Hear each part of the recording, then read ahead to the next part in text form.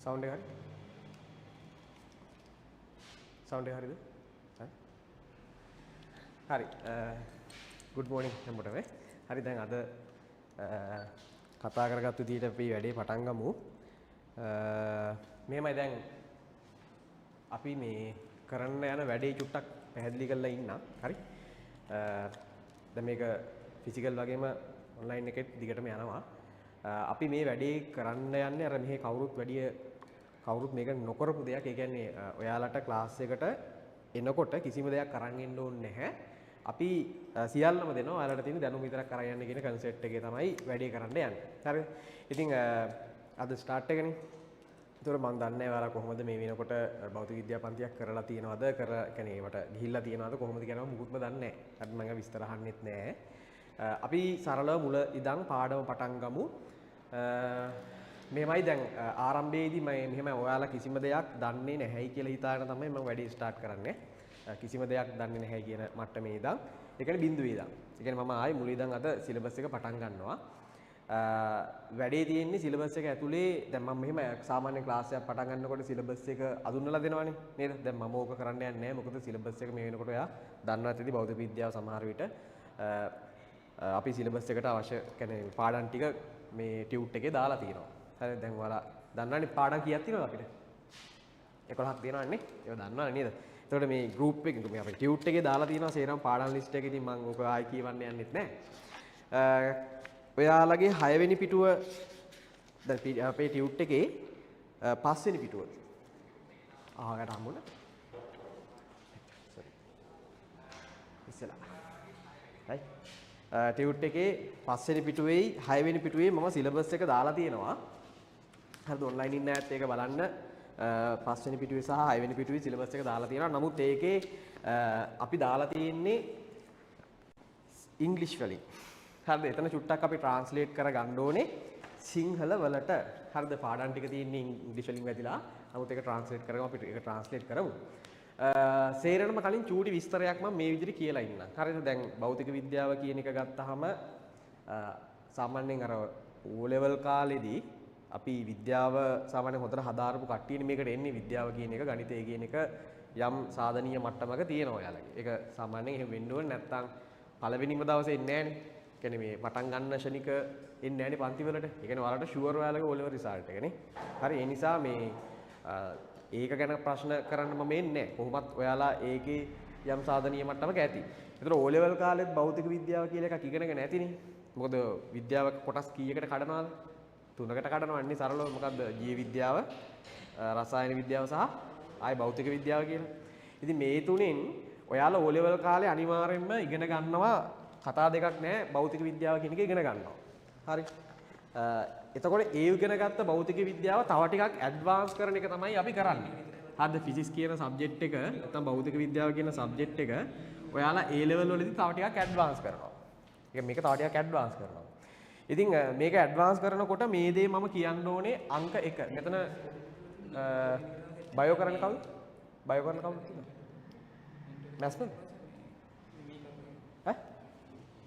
IT maths හරි. Maths කරනවා නේ කියන්නේ දෙකොල්ලෝ මැත්ස් නේ. එහෙනම් ඉතින් මම කියන්න යන දේ හරියටම තේරෙයි. සාමාන්‍ය බයෝ කරන අයටත් කියන්න තියෙන්නේ ඔන්ලයින් ඉන්න කට්ටියට ෆිසික්ස් වල ලැන්ග්වේජ් එක. ඒ කියන්නේ ෆිසික්ස් වලට තියෙනවා භාෂාවක් ළමයි. හරිද? ෆිසික්ස් වලට තියෙනවා භාෂාවක්. ෆිසික්ස් වල තියෙන භාෂාව තමයි ගණිතය. ඒක හොඳට මතක තියාගන්න. අංක 1 ෆිසික්ස් වලට තියෙනවා භාෂාවක්. ඒ භාෂාව තමයි ගණිතය. එතකොට ඔයාට දෙයක් ස්ටඩි කරන්න බෑනේ භාෂාව දන්නේ නැතුව. දැන් උදාහරණයක් විදිහට ඔයාට සිංහල දන්නේ නැතුව ඉගෙන ගන්න බෑනේ ලංකාවේ ඉතිහාසය. ඒ වගේම පාලි වගේ දේවල් දන්නේ නැතුව සාමාන්‍යයෙන් අපිට ඔය අභිධර්මය වගේ දේවල් ඉගෙන ගන්න චුට්ටක් අමාරුයි. සරල කතාවනේ. දැන් සිංහලට ට්‍රාන්ස්ලේට් කරලා තියෙනවා. නමුත් මේ භාෂාව දන්නේ නැතුව අපිට සමහර දේවල් ඉගෙන ගන්න බෑ අපි ආස වුණත්. දැන් උදාහරණයක් විදිහට සෙල් ලිපියක් කියව ගන්න උනත් සෙල් ලිපියේ තියෙන බ්‍රාහ්මීය අක්ෂර වලින් කියවෙන භාෂාව දන්නේ නැතුව අපිට සෙල් ලිපිය කියවන්න බෑ නේ. ආන් ඒ වගේ පොඩි ප්‍රශ්නයක් තියෙනවා මේකේ. ඒ කියන්නේ ෆිසික්ස් කියන එකට ආස වුණත් ගණිතය කියන භාෂාව ඔයා හරියට දියුණු කරලා නැත්නම් ෆිසික්ස් කියන එක චුට්ටක් අමාරු වෙනවා. ඔන්න ඕක තමයි ලංකාවේ භෞතික විද්‍යාවට වෙලා තියෙන දේ. හරිද? ඒ කියන්නේ මේකට ආසයි. නමුත් ගණිතය කියන භාෂාවේ තියෙන දුර්වලකමක් හින්දා ඒගොල්ලන්ට භෞතික විද්‍යාව කියන එක චුට්ටක් අමාරු වෙනවා. ඒ නිසා අංක 1 හැබැයි මෙහෙමයි. දැන් අපි උසස් පෙළ මට්ටමේදී ගණිතය කියන පාර්ට් එක ඉගෙන ගන්නකොට අපි ඒක ඇප්ලයිඩ් PO වලට කඩාගෙන උගන්වනවානේ. එච්චර දරුණු සංකල්ප මේ අපි A level physics වලට අවශ්‍ය නැහැ. ඔයාගෙන් බලාපොරොත්තු වෙන්නේ O level දැනුම. ඒ කියන්නේ දැන් ඔයා හිතන්න එපා මේ අනුකලනාව කල්ල ඒවා තියෙනවා physics වල තියෙනවා. නමුත් physics වල A level පාස් කරගන්න ඔයාට O level ගණිත දැනුම තමයි ඕන වෙන්නේ. වෙන 아무තු දේවල් නැහැ. නේද? දැන් උදාහරණයක් විදියට සමගාමී සමීකරණයක් විසඳ ගන්න. හරිද? ලඝු ගණක බලන්න. ත්‍රිකෝණමිතික අනුපාත සරලව ඉගෙන ගන්න. සරලව දන්නවනම්. හරිද? ඔය ජ්‍යාමිතික සංකල්ප කෝණ සම්බන්ධතා නේද? ඕවා හරියට දන්නවනම් මේ ටික දන්නවනම් ඔයාට ෆිසික්ස් කියන එක අවුලක් වෙන්නේ නැහැ. ඒ නිසා ඔයා භෞතික විද්‍යාව ඉගෙන ගන්නවා නම් අනිවාර්යයෙන්ම මෙන්න මේ මූලික සංකල්ප ටික මූලික දැනුම සංකල්ප ටික ඔළුවට දාගන්න ගෙදරදී මේ දවස් ටිකේ පොඩ්ඩක් ඕවා නැවත බලා ගන්න. මොකද යන්නේ එවැනි ගණිතය නැමැති භාෂාව කරගත්තු විද්‍යාවක් ඉගෙන ගන්න. ෆිසික්ස් කියන්නේ ඒකයි. හරිද? සහ දැන් ඔයාලට ඔය ටියුට් එකේ මම දීලා ඇති භෞතික විද්‍යාව සඳහා හිස්ටරි එක. ඕක මම කියා දෙන්න යන්නේ නැහැ අද. ඕක කියා දුන්නොත් එන්නේ ඉතිහාසය උගන්වනවා වගේ වෙනවා. ඒ නිසා මම ඕකේ ටියුට් එකේ දාලා තියෙනවා සාමාන්‍යයෙන් මුල ඉඳන් භෞතික විද්‍යාව විකාශනය වෙච්ච විදිය. ඕකේ කවුද අර ප්ලේටෝලගේ සොක්‍රටිස්ලා කාලේ ඉඳන් කතන්දර තියෙනවා. හරි. සාමාන්‍යයෙන් උතන ටිකක් වැදගත් ඔය හිස්ටරි එකේ සාමාන්‍යයෙන් භෞතික විද්‍යාවට ප්‍රධානම පදනම වෙන්නේ මෙන්න මේ ඇයි කියන ප්‍රශ්නය. ඒ කියන්නේ හැමදේම වෙන්නේ ඇයි? මොකක් හරි දෙයක් සිද්ධ වුණාට පස්සේ දැන් මේ වෙලාවේ මම කියන දෙයක් තියෙනවනේ ඒක ඔයාලට ඇහෙනවනේ. නේද? එතකොට එහෙම ඇහෙන්නේ ඇයි? ඇයි මට මේව ඇහෙන්නේ? මේ වෙලාවේ ඔයාලට මම පේනව නේද? එතකොට මම පේන්නේ ඇයි? දැන් මම ඇහුවොත් එහෙම ඔයාලට මාව පේන්නේ ඇයි කියලා ඔයාලට දෙන්න උත්තරයක් තියෙන්න ඕනේ. පැහැදිලි කිරීමක් තියෙන්න ඕනේ. ඒ පැහැදිලි කිරීම නැත්තම් ඒ කියන්නේ ඔයාට ඒක හරියට තේරිලා නැහැ. ඒ කියන්නේ ඔයා දන්නේ නැහැ. සරලයි කතාව. ඔයා දන්නේ නැහැ පෞද්ගලිකව. ඒ කියන්නේ සරලවම දන්නේ නැහැ. අන්න ඒ වගේ අපි දන්නේ නැති දේවල් ගොඩක් මේ පරිසරය තුල තියෙනවා. ඒ දන්නේ නැති දේවල් වෙන්නේ ඇයි කියලා පැහැදිලි කරන්න අපිට විද්‍යාවක් ඕන වුණා. ඒ විද්‍යාව ගොඩනගන්න තමයි ඔය මම තියරි නෝට් එකේ දාලා තියෙන විද්‍යාඥයන්ගේ හිස්ටරි එක දායක වෙලා තියෙන්නේ. ඒව තමයි ෆිසික්ස් ගොඩ නැගුණේ. ඕකේ හැම විද්‍යාඥයෙක්ම නෑ. අර වැදගත් සිද්ධි ටික දාලා තියෙනවා. ඔයාලා ගෙදරදී කියව ගන්න. හරිද? ඒක ගෙදරදී කියව ගන්න ටිකක් ලස්සන ස්ටෝරි එකක් ඕකේ තියෙනවා. විශේෂයෙන්ම ඕකේ ඉන්නවා සොක්‍රටිස් කියලා එක්කෙනෙක්. එහෙම මේ සොක්‍රටිස් කියන එක්කෙනා තමයි මේ ඇයි කියන ප්‍රශ්නය ඔළුවේ තියාගෙන හිටපු මිනිස්සයා. එයා තමයි මේ ඇයි කිය හොය හොය යන්න ගියේ. ප්‍රධාන වශයෙන්ම එයා ඉදිරිපත් කරපු තර්ක අදටත් වළංගුයි. ඔයාලා නෝට් එක කියවන්න මම පොඩක් අර පාඩමේ ඉන්ට්‍රස්ට් වෙන්න චුට්ටක් ඒකේ දැම්මා මේ ඔය හිස්ටරි එක. හරි. ඒවා ගෙදරදී කියව ගන්න. හරිද? ඒවා අද දවසට මට වෙලා වැය කරන්න තේරුමක් නැහැ. ඔයාලට කියව ගැනීම හැකියාව තියෙනවානේ. හරිද? ඊළඟට අද දවසේ මම පාඩම පටන් ගන්නවා. හරිද? දැන් සාමාන්‍යයෙන් ඔයාලගේ පාඩම් ලිස්ට් එකේ පළවෙනිම පාඩම වෙන්නේ ඒකකහමාන. අපි යන්කෝ පස්වෙනි පිටුවට චුට්ටක්. අපි සිලබස් එක චුට්ටක් නම් කරගෙන ඉමු. ඔයාලට පෑනින් පොඩ්ඩක් ඔතන නම් ටික ලියා ගන්න විතරයි තියෙන්නේ. පාඩම් 11ක් තියෙනවනේ. පස්වෙනි පිටුවට යන්කෝ ටක් ගාලා. පස්වෙනි පිටුවට. හරි. පස්වෙනි පිටුවේ අපි දාලා තියෙනවා වගුවක්. ඒ වගුවේ තියෙනවා අපේ සිලබස් එක. නේ? සිලබස් එක මම ඉක්මනට මේවා ලියලා ගන්න ඕනේ නැහැ. මේ දැන් ඕකේ සබ් යුනිට්ස් කියලා තියෙනවා. ඒ කියන්නේ අර ප්‍රධාන විෂය එකකේ අමතර කොටස්. ඕවා පුරෝ ඉන්න ඕනේ නැහැ. දැනට මූලික වශයෙන් පාඩම් 11 නම් ටික දැනගන්න. මට එච්චරයි ඕනේ. ඊට පස්සේ අපි පාඩම් පටන් ගමු. හරි. දැන් ඔයගේ යුනිට් නම්බර් එක තියෙනවානේ. ඒ යුනිට් නම්බර් එකට එහායි යුනිට් නේම් එක තියෙනවා. ඒක තමයි පාඩමේ නම. පළවෙනිම පාඩම තමයි ඔයාලට දාලා තියෙන්නේ ඒකක හා මාන සහ මිනුම් උපකරණ. එතන කොටුවේ යටින් ලියා ගන්න ඒකක හා මාන සහ මිනුම් උපකරණ කියලා. මේක තමයි ඔයාලගේ පළවෙනිම පාඩම. ඒකක හා මාන සහ මිනුම් උපකරණ. ඒකක හා මාන සහ මිනුම් උපකරණ. ඒකක හා මාන සහ මිනුම් උපකරණ. ඔන්ලයින් අයත් මේත් එක්කම ලියා ගන්න. ඒකක හා මාන සහ මිනුම් උපකරණ. හරි. දෙවෙනි එකේ තියෙනවා මෙකැනික්ස්. මෙකැනික්ස් කියන්නේ ඉතින් ඔයාලා දන්නවා ඔයාලගේ A level ජීවිතෙන් අවුරුද්දයි මාස දෙකක් විතර මේකට තමයි වැවෙන්නේ. ඔයාලා මේක දන්නවත් ඇති. මෙකැනික්ස් කියන්නේ යාන්ත්‍ර විද්‍යාව. ඕකත් ලියා ගන්නකො. පාඩම් ටික අපි ලිස්ට් කරන් ඉමු. මෙකැනික්ස් කියන්නේ යාන්ත්‍ර විද්‍යාව. යටින් ලියා ගන්න. හරි. තුන්වෙනි එක තමයි oscillations and waves. ඒ කියන්නේ දෝලන හා තරංග. ඒකත් දාගන්න දෝලන හා තරංග. දෝලන හා තරංග. oscillation and waves දෝලන හා තරංග. හතරවෙනි එක තමයි geometrical optics. ඒ කියන්නේ ඕක ඔයාලා ලියා ගන්න ඕනේ ප්‍රකාශ ජ්‍යාමිතික විද්‍යාව. ප්‍රකාශ ජ්‍යාමිතික විද්‍යාව. ඕක ඔයාලා හදා ගන්න ඕනේ ප්‍රකාශ ජ්‍යාමිතික විද්‍යාව. ප්‍රකාශ ජ්‍යාමිතික විද්‍යාව. හරි. ඊළඟ එක තමයි හතරවෙනි එක තමයි heat තාපය. නම් වශයෙන් දැනගන්න මේවා මොනවද කියලා හොයන්න යන්න ඕනේ. මොකද අද පාඩම උගන්වනකොට මේ ටික චුට්ටක් මේ නම් ටික පොඩ්ඩක් මම පාවිච්චි කරනවා පොඩි වැඩකට. දැන් මේ පාඩම ආරම්භ කරද්දි මට මේ නම් ටික ඕනේ නෑ. ඒකයි මම මුලින් මේ ටික කියන්නේ. heat කියන්නේ තාපය. පස්වෙනි පාඩම තමයි gravitation. ලියන්න ගුරුත්වාකර්ෂණ ක්ෂේත්‍ර. මේ නම් වශයෙන් මේවා. ගුරුත්වාකර්ෂණ ක්ෂේත්‍ර. මොනවද මේවා තියෙන්නේ කියලා දැනට හොයන්න යන්න එපා. සිලබස් එක උගන්වනකොට මේවා සියල්ල ඉගෙනනවා.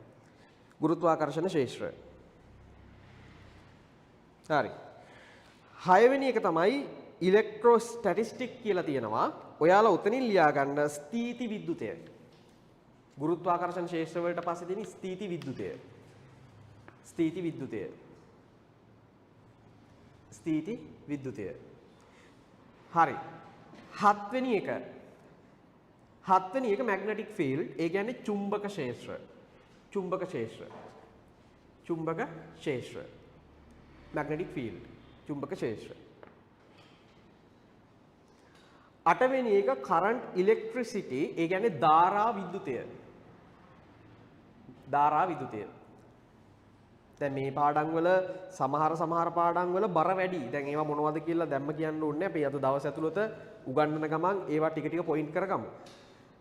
ධාරා විද්‍යුතය. 9 වෙනි එක ඉලෙක්ට්‍රොනික්ස්. ඒ කියන්නේ ඉලෙක්ට්‍රොනික විද්‍යාව කියලා තමයි කියන්නේ. ඔයාලා ඉලෙක්ට්‍රොනික්ස් කියලාම ලියා ගන්න ඕකේ. ඉලෙක්ට්‍රොනික. හරිද? ඔන්න 9 වෙනි එක. 10 වෙනි එක properties of matters. ඒ කියන්නේ පදාර්ථයේ ගුණ. පදාර්ථයේ ගුණ. properties of matters. පදාර්ථයේ ගුණ.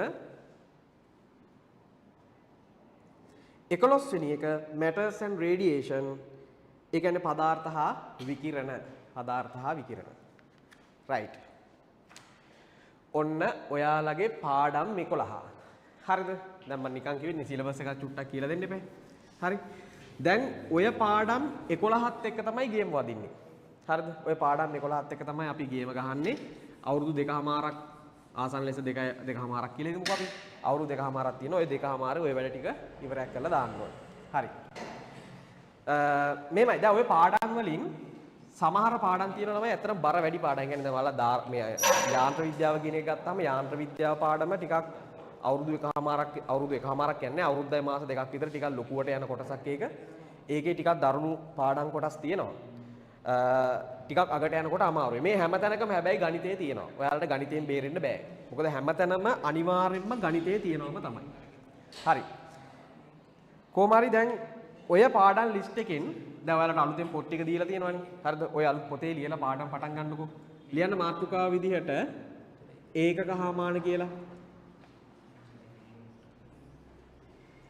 ලියන්න මාතෘකාව විදිහට ඒකක හා මාන. හරි. මෙතනින් වැඩේ ස්ටාර්ට් කරමු.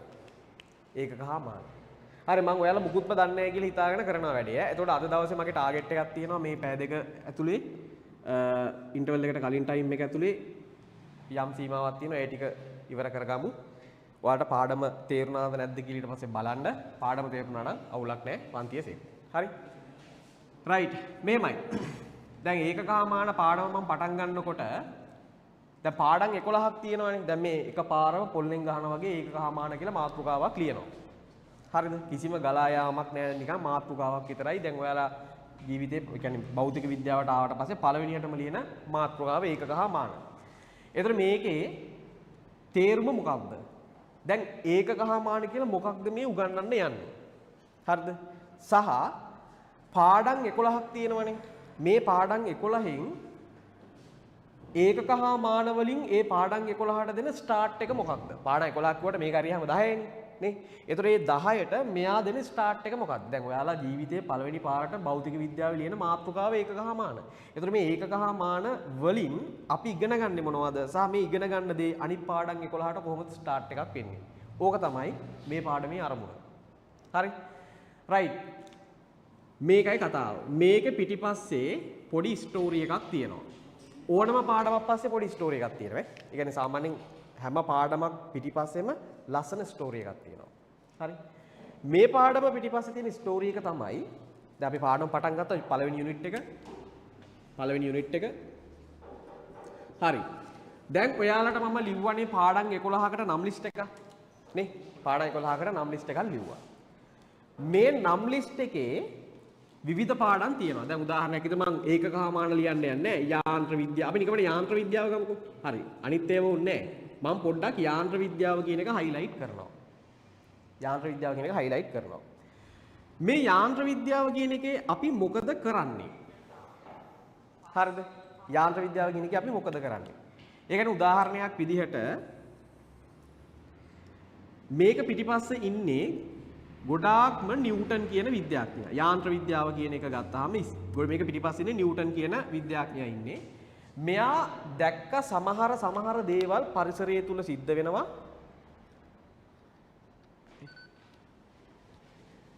බැටරි බහලා. ඒක රෙකෝඩින් එක. ඕකත් දාන්න. දෙකම. මේක මේ ගොඩක් ලං කරන්න ඕනේ නෑ. මේක පහුවාලේ තිබ්බන්නේ. දෙකක් ගහලා ලොකු වෙඩි හිතන්නේ නේ. නැත්නම් අනිත් මයික් එකේ නේද? ඔබට ගහනවා. ඒක නොයිස් එකක් එනවා එකේ.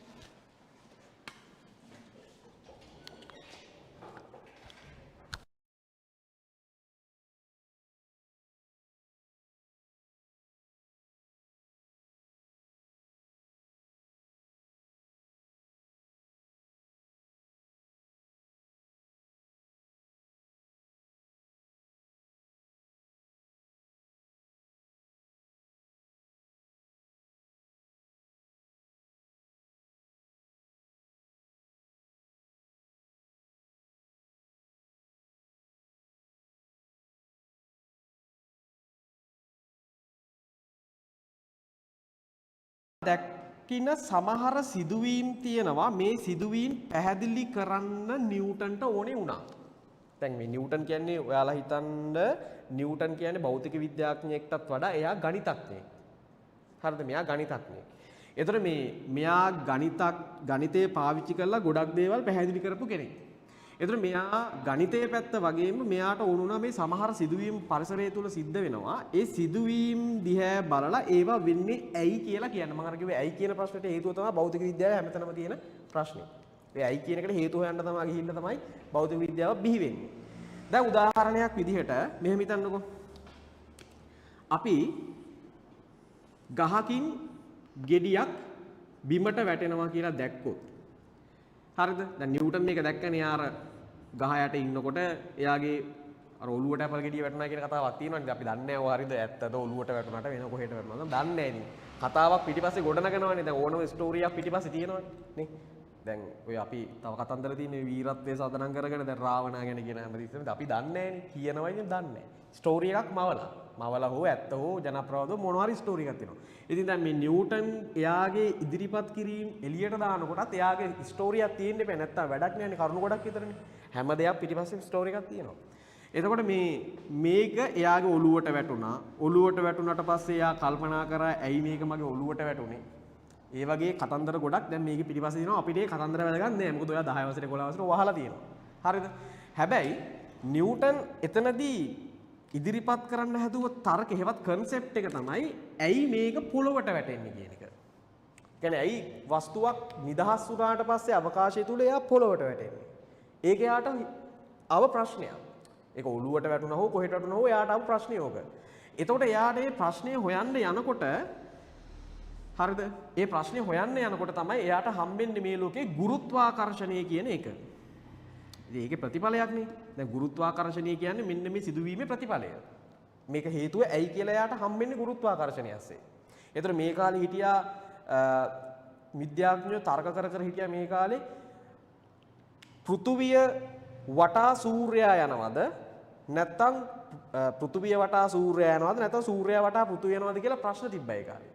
හරිද? ඒවා තිබ්බා. ඊළඟට මේ වගේ කාලයක් මේ. ඊළඟට සමහරු හිතන් හිටියා මේ පෘථුවිය කේන්ද්‍ර කරගත්තු සෞරග්‍රහ මණ්ඩලයක් තමයි තියෙන්නේ. පෘථුවිය තමයි ප්‍රධාන එක්කෙන අනිත් උන් පෘථුවිය වටේ යනවා. එහෙම තමයි හිතුවේ. ඒ කාලේ හිටපු හැටි ඈ. කියන්නේ මේගොල්ලෝ ඉතින් ඒ යුග කීපයක් පහු කරන් එනකොට අපිට ඒ මතවල හිටපු කාලය. හරිද? ඉතින් ඒ කාලේ එහෙම හිතුවා. ඉතින් සහ තව කට්ටිය හිතුවා දැන් හරි. කවුරු හරි එකෙක් මැද කරගෙන තව එකෙක් වටේ යනවනේ.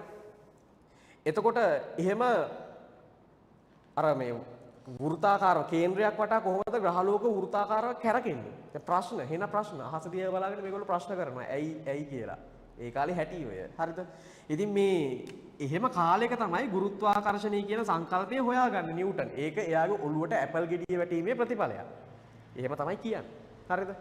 කොහොම හරි ඒ හොයාගත්තු සංකල්ප අදටත් කියන්නේ ඒ හොයාගත්තු සංකල්ප නිසා ඒ කාලේ හිටිය විද්‍යාඥයෝ පැහැදිලි කරගන්නවා පෘථුවිය වටා හෝ කවුරු හරි කෙනෙක් වෘත්තාකාර චලිතයක යනවා නම් යන්නේ ගුරුත්වාකර්ෂණ නියම වලට එකගව කියලා. දැන් ගුරුත්වාකර්ෂණය කියන්නේ ඉගෙන ගන්න තමයි ඔයාලගේ පස්වෙනි පාඩම තියෙන්නේ. අර ලිව්වේ ගුරුත්වාකර්ෂණ ශේෂ්ත්‍ර කියලා. ඒවැ ඇව්වා පළු යන්න උගන්වනවා. හරිද? දැන් ඒකත් නෙමෙයි ප්‍රශ්නේ. දැන් මම මේක කාමාන පාඩමට මේවා ලින්ක් කරන්න යන්නේ මේ ටික. හරි? කොහොම හරි දැන් අපි ගුරුත්වාකර්ෂණය ගැන ඒව ගැන හොයන්න ඕනේ නැහැ. හැබැයි අපි හිතමු මේ ඇපල් ගෙඩිය බිමට වැටුණයි කියලා. බිමට වැටුණයි කියන්නේ මේ නිව්ටන්ගේ ඔළුවට වැටෙන සීන් එක. එතකොට මේ නිව්ටන්ගේ ඔළුවට වැටෙන සීන් එක පැහැදිලි කරනකොට අන්න අපිට සිද්ධ වෙනවා මේක විද්‍යාත්මකව පැහැදිලි කරන්න. දැන් මේක දිහා බලන් ඉන්න දැන් නිව්ටන් නෙමෙයි මෙතන වෙන කවුරු හරි කියලා හිතන්නකෝ. හරි නිව්ටන් ඉන්නවා මෙහෙම පැත්තකින්. රතු පාටින් යන්නේ මම නිව්ටන්. දැන් නිව්ටන් දකිනවා මෙතන තියෙන මේ මොකක් හරි ගෙඩියක් නැට්ටෙන් කැඩිලා බිමට වැටෙනවා. එතකොට මේ බිමට වැටෙනකොට මේක සිද්ධ වෙන්නේ ඇයි කියලා පැහැදිලි කරනකොට එයා මේවා පාවිච්චි කරලා පෘථුවිය දිහාවට වස්තු හැමතිස්සෙම ඇද ගන්නවා. ඒ නිසා තමයි මෙයා පල්ලෙහාට එන්නේ. මේ සංකල්පය ගොඩනගලා ඊට පස්සේ මෙයා මොකද කරන්නේ මේක තව ටිකක් පැහැදිලිව ගොඩනගා තව ටිකක් මේක පැහැදිලිව කියන්න මෙයා මෙන්න මේ වගේ දේවල් තව මේකට ඇඩ් කරනවා. මොකද භෞතික විද්‍යාවේදී දෙයක් පැහැදිලි කරනවායි කියන්නේ හැම පැත්තම පැහැදිලි වෙන්න ඕනේ. නිකන් මේ අපි නිකන් බලන් ඉඳලා ගෙඩියක් බිමට වැටුණා එච්චරයි එහෙම නෑ. ගෙඩියක් බිමට වැටුණා නම් කොහොමද වැටුනේ? කොහොමද වැටුනේ? ගුරුත්වාකර්ෂණය නිසා. එතකොට එimhe වැටෙනකොට නැට්ටෙන් කැඩිලා ඔලුවට වැටෙන්න කොච්චර කාලයක් ගියාද? අන්න සිද්ධ වෙනවා මොනවා කරන්නද? ඒ සිදුවීම ඇතුලේ වෙන්න ගත වෙච්ච කාලය එහෙම අපිට අවශ්‍ය වෙනවා නේද මේ සිදුවීම පැහැදිලි කරන්න? ඒ කියන්නේ කවුරු හරි කෙනෙක් අහනවා ඉතින් හරි මේක මට හොඳට පැහැදිලි කරන්න. මේක මට හොඳට පැහැදිලි කරලා දෙන්න. ඒතකොට අහනවා මොනවද ඔයාලට පැහැදිලි කරන්න ඕනේ? මට කියන්න මේ වස්තුව නැට්ටෙන් කැඩිලා මෙහෙම වැටෙන්න ගත වෙච්ච කාලය හොයලා කියන්න. හොයන්න පුළුවන් නේ? හරිද? ඊළඟට මේක නැට්ටෙන් කැඩෙනකොට මෙයාගේ ආරම්භක ප්‍රවේගය බිඳුවයිනේ. හැබැයි ඔලුවට වැටෙනකොට යාට ඒ gediයට යම් ප්‍රවේගයක් තිබ්බනේ. ඒ ප්‍රවේගය හොයලා කියන්න. දැන් ඔයාලට පේනවා ඇති මේ සිදුවීම ඇතුලේ මේ සිදුවීම වඩාත් හොඳින් පැහැදිලි කරනකොට මට සිද්ධ වෙනවා මේක වෙන්න ගත වෙච්ච කාලය ගැන කියන්න සිද්ධ වෙනවා. ඊළඟට මේ gediය ඔලුවට වදිනකොට එයාගේ ප්‍රවේගය ගැන කියන්න සිද්ධ වෙනවා. දැන් ඔය කාලය ඔය ප්‍රවේගය මේවා මොනවද? දැන් මේ පොදු උදාහරණයක් මේ උදාහරණයක් ඇතුලෙන් පොඩි දේවල් දෙකයි එළියට ගත්තේ. කාලය කියන්නේ මොනවද? ප්‍රවේගය කියන්නේ මොනවද? මේ සිදුවීම පැහැදිලි කරන්න මම පාවිච්චි කරන මෙන්න මේ වගේ දේවල් අපි නම් කරනවා මොකක් කියලාද? භෞතික රාශි කියලා. මට වෙන නමක් නෑ මේකට කියන්නේ. ඒකයි කෙලින්ම නමම කිව්වේ. මේවට අපි කියනවා භෞතික රාශීන් කියලා. ඒ කියන්නේ කිසියම් සිදුවීමක් දැන් ඔන්න පාඩමට කනෙක්ට් කරනවා. කිසියම් සිදුවීමක් සිද්ධ වෙනකොට ඒ සිදුවීම විද්‍යාත්මකව පැහැදිලි කරන්න මට අවශ්‍ය වෙනවා ඒ සිදුවීම ඇතුලේ මැනිය හැකි දේවල්. දැන් කාලය කියන්නේ මනින්න පුළුවන් දෙයක් නේ? කවුරු හරි කෙනෙක් මේකේ නැට්ටෙන් කැඩෙන වෙලාවේ බලාගෙන ඉඳලා ස්ටොප් වොච් එක ඔන් කරා නම් ඔලුවට වැටෙද්දිම ස්ටොප් වොච් එක ඕෆ් කරා නම් උට වෙන වැඩක් නැති වෙන්න ඕනේ. හැබැයි ඌ එහෙම කරා කියන්නකෝ. එහෙම කරා නම් ඌට කාලය මනින්න බැයිද? ඔරලෝසුවේ කාලය මනින්න පුළුවන්. එහෙනම් එයා මොකද කරේ මේ සිදුවීමට කාලය නැමැති මනින්න පුළුවන් දේ එකතු කළා. හේතුව මේක වඩාත් හොඳින් පැහැදිලි කරන්න. අන්න කිසියම් සිදුවීමක් පැහැදිලි කිරීමේදී ඒ සිදුවීම තුළ අපිට මනින්න පුළුවන් දේවල් පාවිච්චි කරන්න පුළුවන්. ඒ මනින්න පුළුවන් දේවල් අපි නම් කරනවා භෞතික රාශීන් කියලා. එහෙනම් මෙන්න මේ භෞතික රාශීන් සමස්ත සිලබස් එකේම තියෙනවා. දැන් යාන්ත්‍ර විද්‍යාවේ අපි කතා කරන විවිධ සිදුවීම් තියෙනවා. ඊළඟට දෝලන හා තරංගවල විවිධ සිදුවීම් තියෙනවා. ආලෝකයේත් තියෙනවා. හරිද? තාපයේත් තියෙනවා. ගුරුත්වාකර්ෂණ ශේෂ්ත්‍ර, විද්‍යුත් ශේෂ්ත්‍ර, චුම්බක ශේෂ්ත්‍ර, ධාරා විද්‍යුතය, ඉලෙක්ට්‍රොනික්ස්, ඊළඟට පදාර්ථයේ ගුණ, පදාර්ථා විකිරණ මේ හැම එකකම තියෙන්නේ පරිසරය තුල සිද්ධ වෙන මොකක් හරි සිදුවීමක්. මොනවාම හරි දෙයක් පැහැදිලි කරන්න මේ පාඩම් ඇතුලේ අපි විවිධ સિદ્ધාන්ත ගොඩනගනවා. ඇයි ඒක එහෙම වෙන්නේ කියන එකට අපි උත්තර හොයනවා. ඒ උත්තර හොයනකොට ඒ ප්‍රශ්නෙට උත්තර හොයන්න සහ ඒ සිදුවීම පැහැදිලි කරන්න අපිට මැනිය හැකි දේවල් භාවිතා කරන්න වෙනවා. අන්නේ මනින්න පුළුවන් සියලුම දේවල් අපි නම් කරනවා මොනවයි කියලාද? භෞතික රාශීන් කියලා. එතකොට මේ භෞතික රාශීන් උදාහරණයක් විදිහට කාලය කියන්නේ භෞතික රාශියක්. දැන් මනින්න පුළුවන්. ඔයාට මනින්න පුළුවන් දේවල් මේ වෙලාවේ මොනවද මතක් වෙන්නේ? දැන් කාලය ප්‍රවේගීට අමතරව. දැන් මේ වෙලාවේ අපිට උෂ්ණත්වයක් දැනෙන්නේ නැද්ද? දැන් අපේ අතේ තිබ්බොත් එහෙම උෂ්ණත්වමානයක් ඒක බලලා කියන්න බෑද මෙතන උෂ්ණත්වය? ඒ තියා ඕනේ මේ AC එකේ බලන්නකො කීයද උෂ්ණත්වය? මැනලා තියෙන්නේ අගයක් තියනවා නේද? කීයද? 24. මනින්න පුළුවන්. මේ තියෙන්නේ උෂ්ණත්වය. හරිද? එතකොට තව මොනවද ඔයාලට මනින්න පුළුවන් දේවල් මේ වෙලාවේ මතක් වෙන්නේ? කාලය කියවනේ. දැන් ඔයාගේ ස්කන්ධෙම ඉන්න බෑද? තරාදියක් උඩට කියනවා ඔයාලට මොනවද මෙන්න හැකද? ස්කන්ධෙම ඉන්න පුළුවන්. දැන් ස්කන්ධය ඕනේ වෙනවා ඉස්සරහට. යාන්ත්‍ර විද්‍යාවේ ගොඩක් දේවල් පැහැදිලි කරන්න ස්කන්ධය ඕනේ වෙනවා. අපි ස්කන්ධය පාවිච්චි කරනවා ඒවා පැහැදිලි කරන්න. ඒතර ඔයාලට පේනවා ඇති සමස්ත විෂය නිර්දේශය තුල විවිධ සිදුවීම් තියෙනවා. ඒ සිදුවීම් ඇතුලේ ඒ දේවල් වෙන්නේ ඇයි කියන ප්‍රශ්නය සහ ඒවා වෙන්නේ කොහොමද කියන එක සහ ඒවා කොච්චර වෙනවද? දැන් උදාහරණයක් විදිහට ටැප් එකක් අරිනවා. ටැප් එකකින් වතුර වැටෙනවා. අපි විනාඩි 5ක් තුල වැටෙන වතුර ටික එකතු කරනවා. දැන් විනාඩි 5ක් තුල වැටෙන වතුර ටික එකතු කළොත් අපිට ඒකේ පරිමාව මැන්නොත් අපිට කියන්න පුළුවන් විනාඩි 5ක් ඇතුලේ මෙච්චර පරිමාවක් එකතු වුණා. දැන් වතුර වැටුණා කියනකට වඩා වතුර කොච්චර වැටුණාද කිව්වහම වඩාත් පැහැදිලි නේද ඒක? ඒ නිසා දෙයක් පැහැදිලි කරනකොට මනින්න පුළුවන් දේවල් එක්ක ඒ දේ පැහැදිලි කරපුවාම අපිට හොඳට ඒක ඔලුවට යනවා. සහ අපි හොඳ විද්‍යාත්මක පදනමක් ඒ දෙයට ගන්නවා. ඒ නිසා අපි භෞතික විද්‍යාව තුළ දේවල් පැහැදිලි කරන්නේ ඒවා වෙන විදිය පැහැදිලි කරලා කොච්චර වෙනවද කියලා පැහැදිලි කරනවා. ඒ කොච්චර වෙනවද කියලා කියන්න නම් මනින්න පුළුවන් දේවල් ගන්න වෙනවා. මනින්න පුළුවන් ඕනම දෙයක් අදින් පස්සේ මොනවද? භෞතික රාශියක්. එහෙනම් මතක තියාගන්න අපි සමස්ත විෂය නිර්දේශය ඇතුලේ සියලුම දේවල් පාවිච්චි කරනවා නම් ඒවා මොනවද? භෞතික රාශිය. හරිද? ඒ කියන්නේ අපි කතා කරන්නේ මනින්න පුළුවන් දේවල් ගැන. මනින්න බැරි දේවල් ගැන කතා කරලා අපි භෞතික විද්‍යාව පැහැදිලි කරන්නේ නැහැ. හරි දැන් මනින්න බැරි දේවල් තියෙනවානේ. දැන් හිතන්න ඕක කේන්තිය මනින්න පුළුවන්ද? මල පයින්නනේ සමහරලාට නේ. සමහරලාට දැන් උදේ නැගිටිනකොට එපා වෙනවා අම්මයින් බැනුම් අහලා එහෙම නැගිටිනවා සමහරලාට. නේ එහෙමනේ. සමහරලාට නැගිටිනවා මාත් එහෙම ඒ කාලේ හරි කම්මැලි නැගිටින්න උදේට. කැම්පස් එකේ උදේ ලෙක්චර් එකට යන්නෙත් නෑ සමහරලාට. මං සාමාන්‍යයෙන් කැම්පස් එකෙන් එළියට බහිනකොට පළවෙනි ලෙක්චර් එක ඉවර කරලා සමහර කට්ටිය එනවා මේ කැන්ටින් එක පැත්තට. හරිද එහෙමයි තමයි. සමහරලාට උදේට එහෙමයි. හරිද? ඊළඟට කම්මැලිකම මයින්ඩ් බෑ නේද? දැන් ඔයාලට කම්මැලිකම තියෙනවා නම් A level physics කියන එක කරගන්න පොඩ අමාරු කරනවා. මොකද කම්මැලිකමේ මේක කරන්න බෑ. මේක එන බරයි සබ්ජෙක්ට් එක. රයිට්. තව ඉස්සරහට තේරෙයි තාම නෑනේ. තාම ඉතින් ඕන කෙනෙක් කියත් මේක තේරෙනවනේ. අවුලක් නෑ. තව පාඩම් එන්න තියෙනවා ඉස්සරහට. ඒවට ආවට පස්සේ තේරෙයි මේකේ කියන තරම් සෙල්ලම් දාන්න බෑ. හරිද? ඇත්ත කතාව කියන්න. ෆිසික්ස් තමයි අමාරු. හරිද? ෆිසික්ස් අමාරුයි. හරිද? මොකද මේක හරිතනින් අල්ලගත්තේ නැත්තම් මැද්දට යනකොට අමාරුයි. සරලයි කතාව. ඒකට හේතුව ගණිතයේ භාෂාවක් නේ. ගණිතයත් පුළුවන් වෙන්න ඕනේ, තීරිත් පුළුවන් වෙන්න ඕනේ. එහෙම ප්‍රශ්නයක් තියෙනවා. අනිත් එක යාන්ත්‍ර විද්‍යාව බැරි වුණොත් එහෙම මේ පාඩම් ඔක්කොටම මේක බලපානවා. අනිත් විෂයන් වගේ නෙමෙයි. ඒ නිසා යාන්ත්‍ර මේ කියන්නේ ෆිසික්ස් කියන එක හරියට නොකර කරගත්තේ නැත්නම් ඒක පොඩ්ඩක් අවුල් යනවා. රයිට්. මනින්න බැරි දේවල් පාවිච්චි කරන්නේ නැත්තේ ඒවා භෞතික නෑ. අපි කතා කරනවද භෞතික විද්‍යාව ඇස්සේ හොල්මන් අවතාර ගැන? ඒවා ගැන කතා කරන්නේ නැහැ. හේතුව ඒවා භෞතික නෑ. අපි කතා කරනවද භෞතික විද්‍යාව ඇස්සේ ආදරය ගැන? කතා කරන්නේ නැහැ. ඇයි ඒ? මනින්න බෑ. වැඩක් නෑනේ. මනින්න බැරි දේවල් ඇයි අපි කතා කරන්නේ? නේ? අපි මේක ඇතුලේ දුක කතා කරනවාද? වැඩක් නෑ. මොකද දුක මනින්න බෑ. මම මෙතන ඇවිල්ලා දුක ගැන ගන්නවට වැඩක් නෑ. මම උගන්වන්න ඕන තියරි. නේද? මට තියරි තමයි උගන්වන්න වෙන්නේ. ඒ නිසා මේකේ ඒව තමයි උගන්වන්න ඕනේ. මනින්න බැරි දේවල් උගන්වලා භෞතික විද්‍යාව උඩ දාන්න බෑ. හරිද? ඒ නිසා අපි සාමාන්‍යයෙන් පන්ති ඇතුලේ මනින්න පුළුවන් දේවල් ගැන විතරයි කතා කරන්නේ.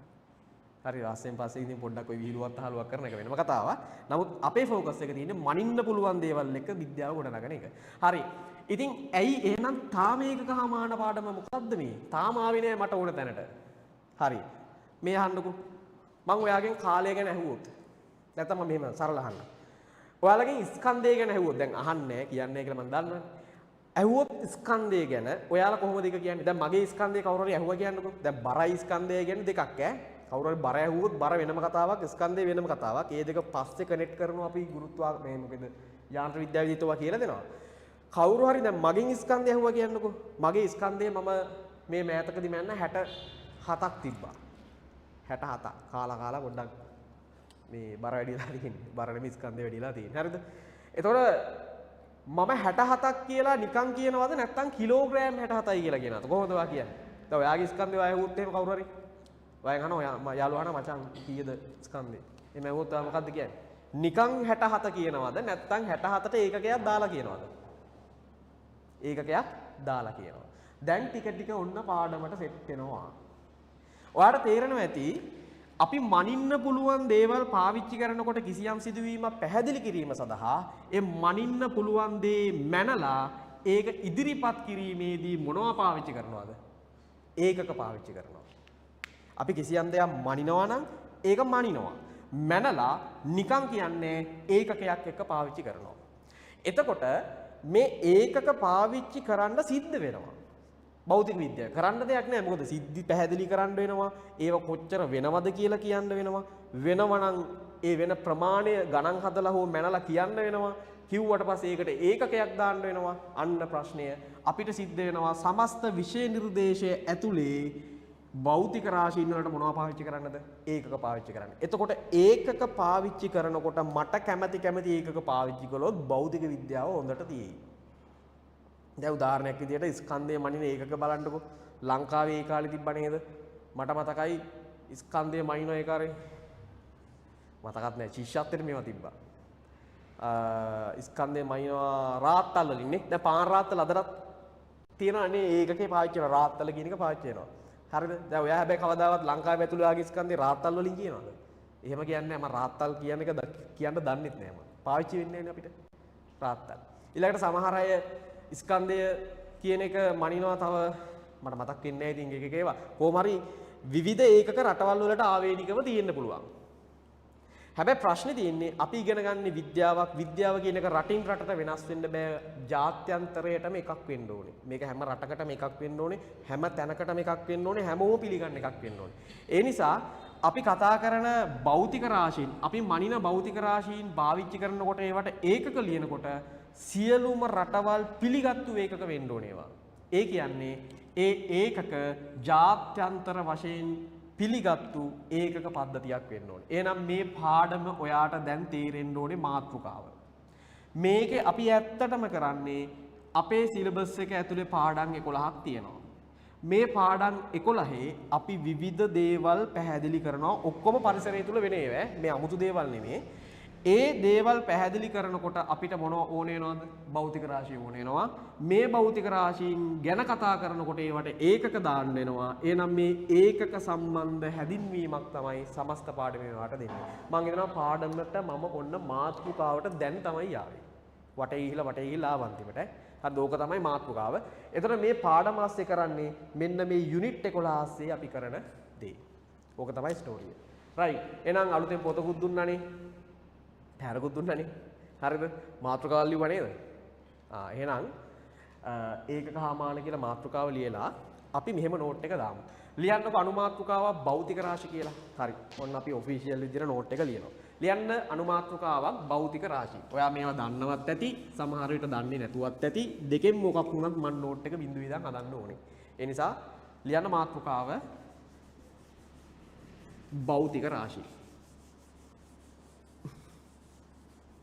සේරම මනින්න පුළුවන් දේවල්. මනින්න බැරි දේවල් කිසි දෙයක් අපි කතා කරන්නේ නැහැ. ඒවා භෞතික විද්‍යාවට එකක නැහැ. හරිද? සාමාන්‍ය මේ එහෙම භෞතික විද්‍යාවට එකක නැති සිද්ධි මොනවද මේ එහෙම නමක් තියෙනවා. ඔයාලා දන්නවා සුපර්නැචරල් අහලා තියෙනවද? ටීවී සීරීස් එකක් ආවා සුපර්නැචරල් කියලා. හරිද? සුපර්නැචරල් කියන්නේ මොනවද? අස්වාභාවිකයි. අස්වාභාවික දේවල් භෞතික විද්‍යාව ගැලීම ප්‍රතික්ෂේප කරනවානේ. ඒ කියන්නේ අස්වාභාවික ස්වභාවික නොවන සිදුවීම් කියන්නේ පැහැදිලි කළ නොහැකි සිදුවීම් අපි භෞතික විද්‍යාවේදී තාම ප්‍රතික්ෂේප කරනවා. එහෙමයි. ඒ කියන්නේ තව හොයාගෙන ඉවර නැහැ. තව හොයාගනින්න දන්නේ නැහැ. ඉතින් ඕවා දැන් මේ කිව්වට අවුරුදු විද්‍යාව කියන කැමතිසිය හරි ඩයිනමික් නේ. හැබැයි මේ සුපර්නැචරල් දේවල් අපි මේකේ කතා කරන්නේ නැහැ. ඒ කියන්නේ ග්‍රහාපල පැහැදිලි කරන්නේ නැහැ. හරිද?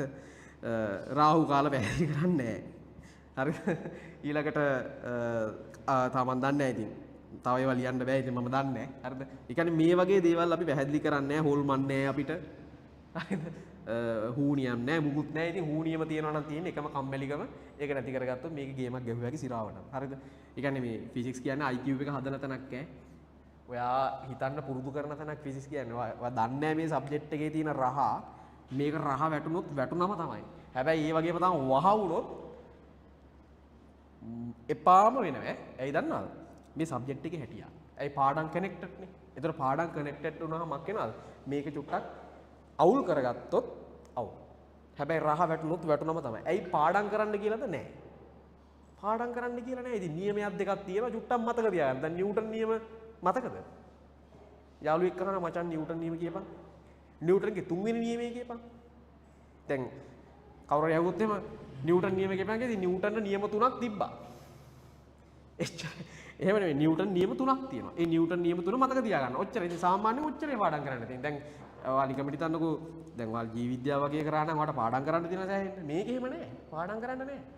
පොඩ්ඩක් ඔළුවේ අවබෝධය තමයි වැදගත්. අවබෝධය තියෙනවා නම් ඔයාලට හිතන්න පුළුවන් නම්. හිතන්න පුළුවන් කියන එක නම් එකපාර වර්ධනය වෙන්නේ නෑ ළමයි ඈ. හිතන්න හිතන්න පුළුවන් කියන IQ තියෙනවනේ උට. ඒ IQ කියන එක එකපාරම වර්ධනය වෙන්නේ නෑ. සබ්ජෙක්ට් එකත් එක්ක ටික කාලයක් හැප්පෙන්න ඕනේ. මම ඒක දැකලා තියෙනවා. දැන් බැච් කීපයක් මම කරලා තියෙනවානේ. ඒතර මම දැකලා තියෙනවා ළමයිගේ IQ වැඩි වෙන හැටි. හිමීට හැදිනවා. දැන් ඉන්න ඔයාලා නෙමේ තව මාස 6කින් ඉන්නේ. ඒ දැන් ඉන්න අය නෙමේ ඊට පස්සේ. හරිද? වෙනම චරිතයක් ඔයාලා නම් දැන් ගිහිලා ලියලා තියාගන්න ඔයාගේ දැන් මේ ඔයාගේ දැන් තියෙන චරිත ලක්ෂණ ටික තව මාස 6කින් තියෙන චරිත ලක්ෂණ ටිකයි බලන්නකො. සම්පූර්ණයෙන් වෙනස්. මේ සබ්ජෙක්ට් එක ඇතුළේ ආව වෙනස් කරනවා. මං කියන්නේ හොඳ විදියට මේ නරක විදියටත් වෙනස් වෙන්න පුළුවන්. ඒවා ඉතින් මම දන්නේ නැහැ. මම ෆිසික්ස් වලින් විතරයි දෙක ගේම ගහන්නේ. අනිත් ඒවා ගැන මම දන්නේ නැහැ. එතකොට IQ එක හදන්න තැනක් IQ එක හදන හොඳ තැනක් මේ ෆිසික්ස් කියන්නේ. රයිට්? හරි ඒ නිසා චුට්ටක් මහන්සි වෙන්න IQ එක හැදෙනවා කියන්නේ අනිත් දෙකටත් ගේම ගහනවා. ෆිසික්ස් කියන්නේ ඒව සබ්ජෙක්ට් එක. හරි කොහොම හරි භෞතික රාශියන් කියලා මාතෘකාව ලියුවානේ. ලියන්න මෙහෙම භෞතික රාශියන් යටතේ ලියන්න. අවකාශය තුල මම නෝට් එක දීලා පැහැදිලි කරනවා ඊට පස්සේ අවකාශය තුල ඍජුව හෝ වක්‍රව මිනුම් කළ හැකි අවකාශය තුල ඍජුව හෝ වක්‍රව මිනුම් කළ හැකි අවකාශය තුල ඍජුව හෝ වක්‍රව මිනුම් කළ හැකි ඕනෑම ගුණයක් අවකාශය තුල ඍජුව හෝ වක්‍රව මිනුම් කළ හැකි ඕනෑම ගුණයක්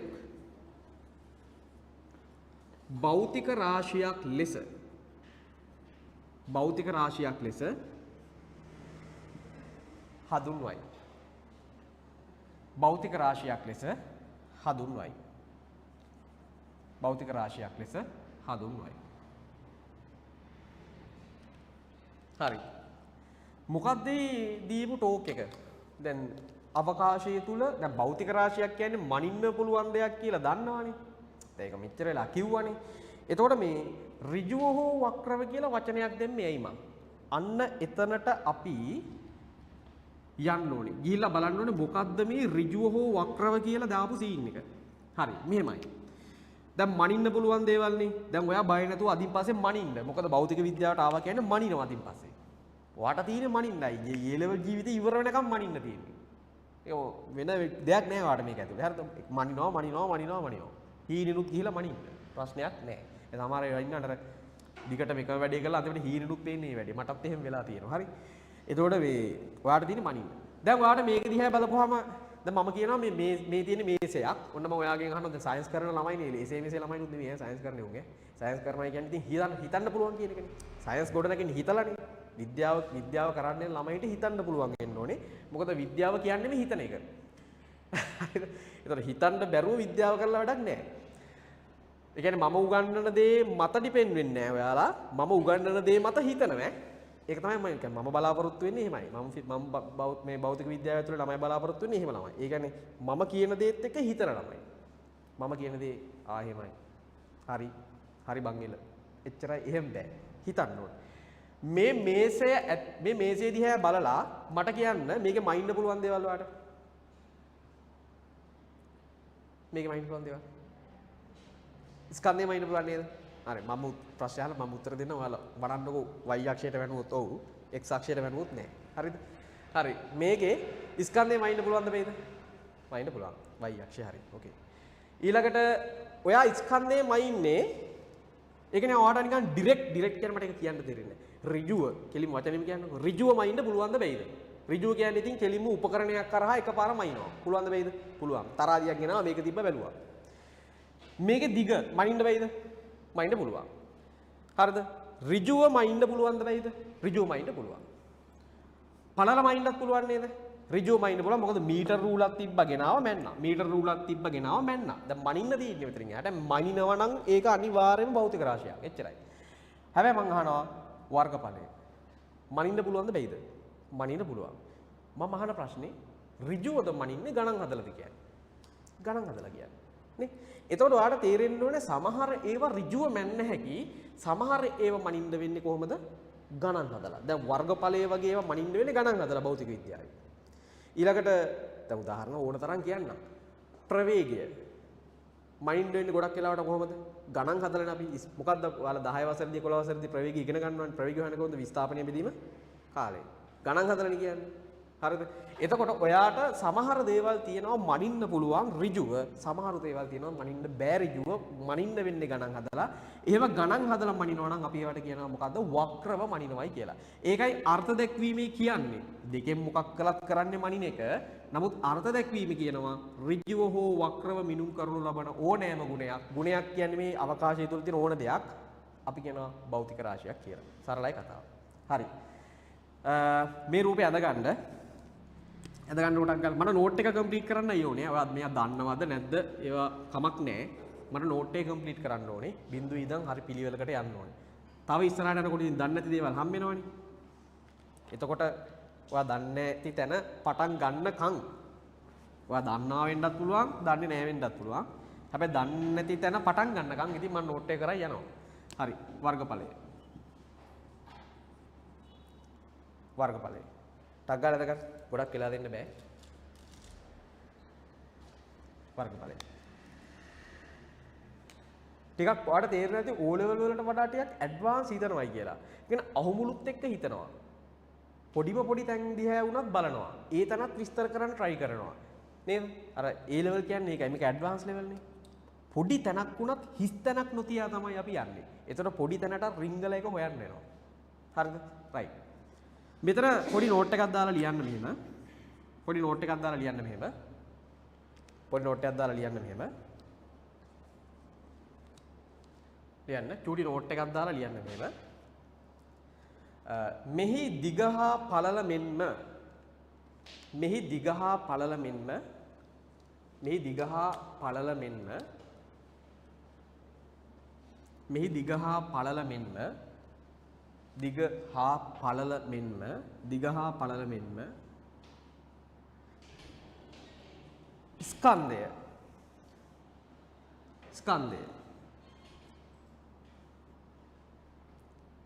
ඍජුව මිනුම් කළ හැක.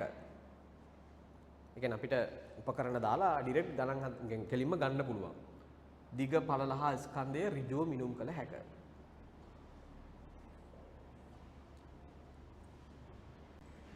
නමුත් වර්ගඵලය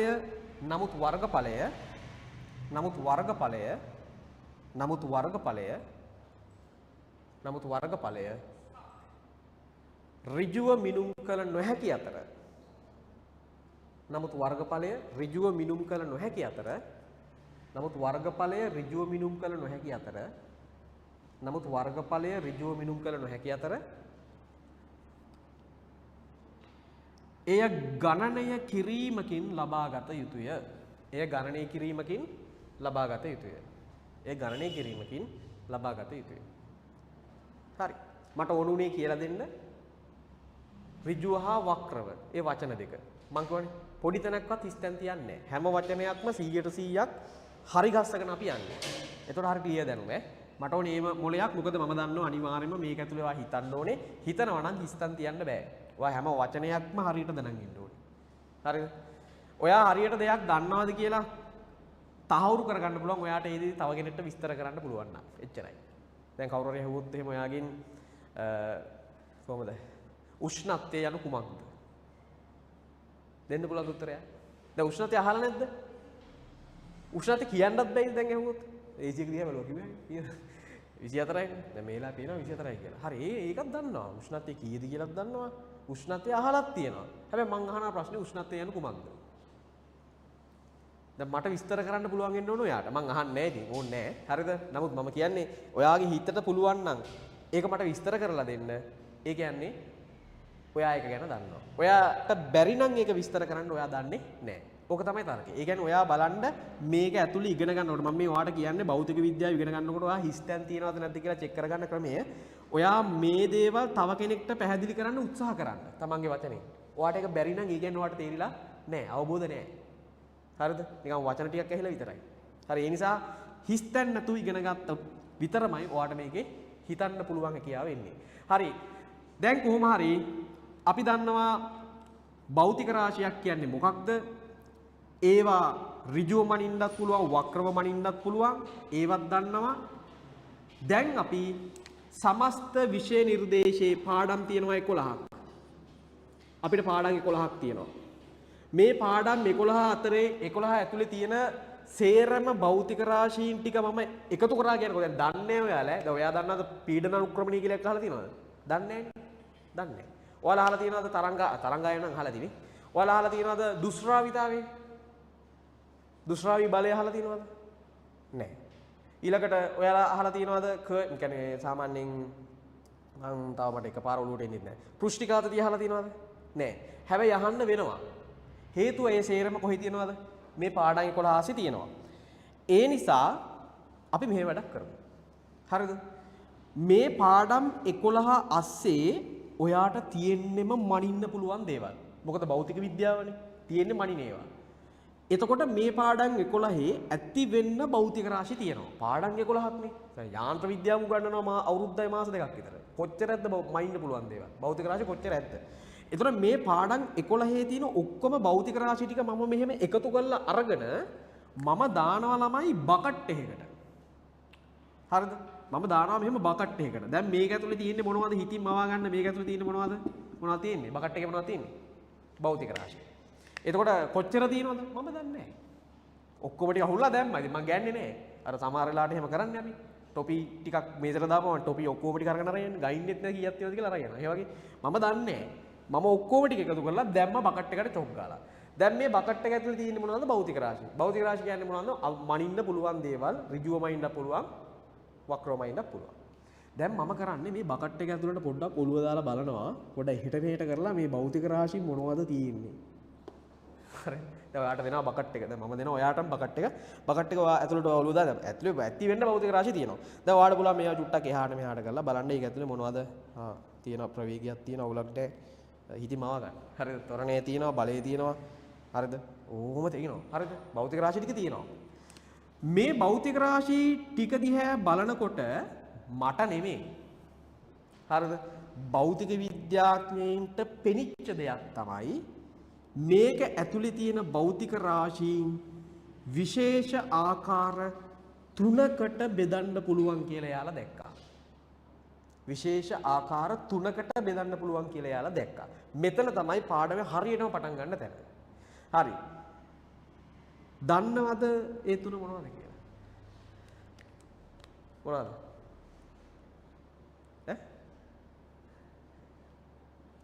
අහන්නද? මේ 13 දෛශික රාශිය. දෛශික රාශිය. උත්තර කමන දෛශික රාශිය. තව අදීශ රාශිය. හරි. කමක් නැහැ. ඒක හැබැයි මෙතෙන්ට නොගෙනීම. ඒක ඇර. හරි නේද? හරි. මෙතන තමයි තැන. මෙතන තමයි භෞතික විද්‍යාව පටන් ගන්න තැන. හරිද? දැන් අපි පාඩම් 11ේම තියෙන ඔක්කොම ටික බකට් එකකට දැම්මනේ. දැන් බකට් එක ඇතුලේ තියෙනවා. දැන් ඔයා හිතන්න මේ O level විද්‍යාව ගැන චුට්ටක් කතා කරමු. මේ පැරචුට් එකෙන් බෑ වෙන්නේ O level කරලානේ ආවේ. ඒතර O level විද්‍යාවේ ඔයාලා කරා නේද ජීවි වර්ගීකරණය කියලා එකක්. කරානේ. මේ මෑත ඉතිහාසෙනේ කියන්නේ මම. ඔයාට කැලේක ඉන්න සත්තු ටික ඔක්කොම ටික එකතු කරලා ඔයා දාන්න බකට් එකකට. ඒතර ඉන්නේ සත්තුනේ මුවා ඉන්නවා, ගෝණා ඉන්නවා. එක එක જાති ඉන්න ඉත්තෑවුත් ඉන්නවා. ඉත්තෑව කොහොමවත් ඉන්නවනේ නේ. හරි. එතකොට බලපුවාම දැන් අපිට පේනවා දැන් සත්තු ටික ඉන්නවා. හැබැයි මේ සත්තු අපිට වර්ග කරන්න පුළුවන් නේද? ඔයාලා O level වල එහෙම කරා නේද? කැලේ ඉන්න සත්තු වර්ග කරන්න පුළුවන් නේ. මගෙන් අහන්න එපා ගොඩාක් විස්තර මටත් මතක නෑ. නමුත් ඔයාලට කැලේ ඉන්න සත්තු වර්ග කරන්න පුළුවන් නේ. නේද? දැන් උදාහරණයක් විදිහට මූණම් පෘෂ්ඨ වංශිකයි අයින් කරා. උට කොන්දක් තියනවානේ. එහෙමනේ කියන්නේ පෘෂ්ඨ වංශය. කොන්දක් තියෙනවා. මූණම් කොන්දක් නෑ වගේ. අපෘෂ්ඨ වංශිකයි. බෙදන්න පුළුවන් නේ. අන්න ඒ වගේ තමයි මේක ඇතුලේ තියෙන මේ බකට් එක ඇතුලේ තියෙන භෞතික රාශිය ටික බලපුවාම මේ හොයාගෙන යනකොට පොඩ්ඩක් එහෙට මෙහෙට කරාගෙන යනකොට මේකෙත් පේනවා මේ භෞතික රාශිය වර්ග තුනක් තියෙනවා කියලා. දැන් මෙහෙන තොගයක් තියෙනවා. නමුත් බලපුවාම කාණ්ඩ කරන්න පුළුවන් කට්ටිය. රයිට්. ඒ නිසා විද්‍යාඥයෝ මොකද කරේ? මම මේ කරන්නේ මම කරන දෙයක් නෙමෙයි විද්‍යාඥයෝ කරපු දේ. ඒක උගන්වන්නනේ මම වෙලා තියෙන්නේ. එතකොට මේ විද්‍යාඥයෝ මේක ඇතුලේ තියෙන සේරම භෞතික රාශි ටික බෙදුවා ළමයි කොටස් තුනකට. එකක් තමයි මූලික භෞතික රාශි. මූලික භෞතික රාශි. අනිත් එක තමයි දැන්වත් ඊළඟ කියන්න බෑද? හරි. ඒ කියන්නේ ඉන්නේ අවුලන්නේ. බිඳුවේ තමයි ඉන්නේ නේ. හරි. ව්‍යුත්පන්න මම හිතනවා මොන හරි මේ තාම ඔයාලා දන්නවත් ඇති මේ සීමාව කියලා කමන්නේ. ව්‍යුත්පන්න භෞතික රාශි. අනිත් එක තමයි පරිපූරක. ලියන්න පොඩ්ඩක් ඉන්න පරිපූරක භෞතික රාශි. මේ විදිහට අපි කැටගරි 3කට බෙදනවා.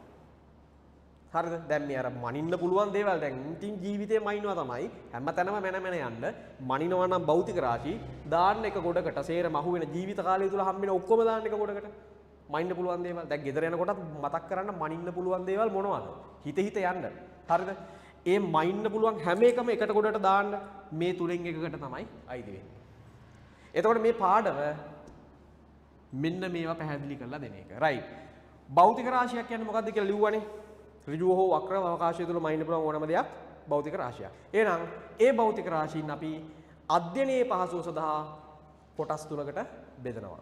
තරුවක් දාලා ලියන්න මේව. විෂය නිර්දේශයේ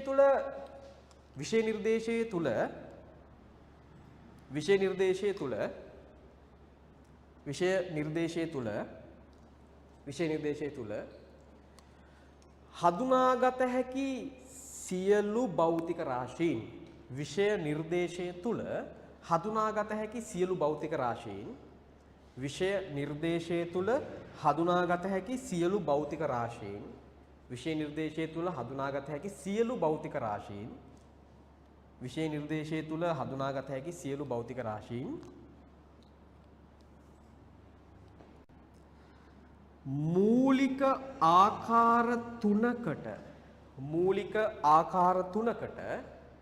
මූලික ආකාර තුනකට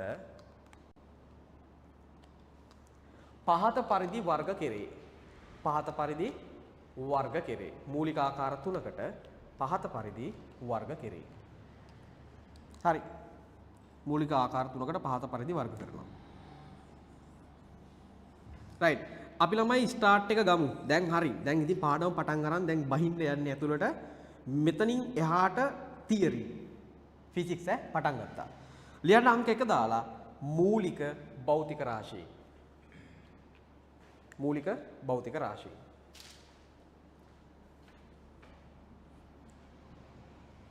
හරි. දැන් මේ බකට් එක ඇතුලේ මෙයා නැද්ද? ඉන්නවෑ. වර්ගඵලයක් ඉන්නවා.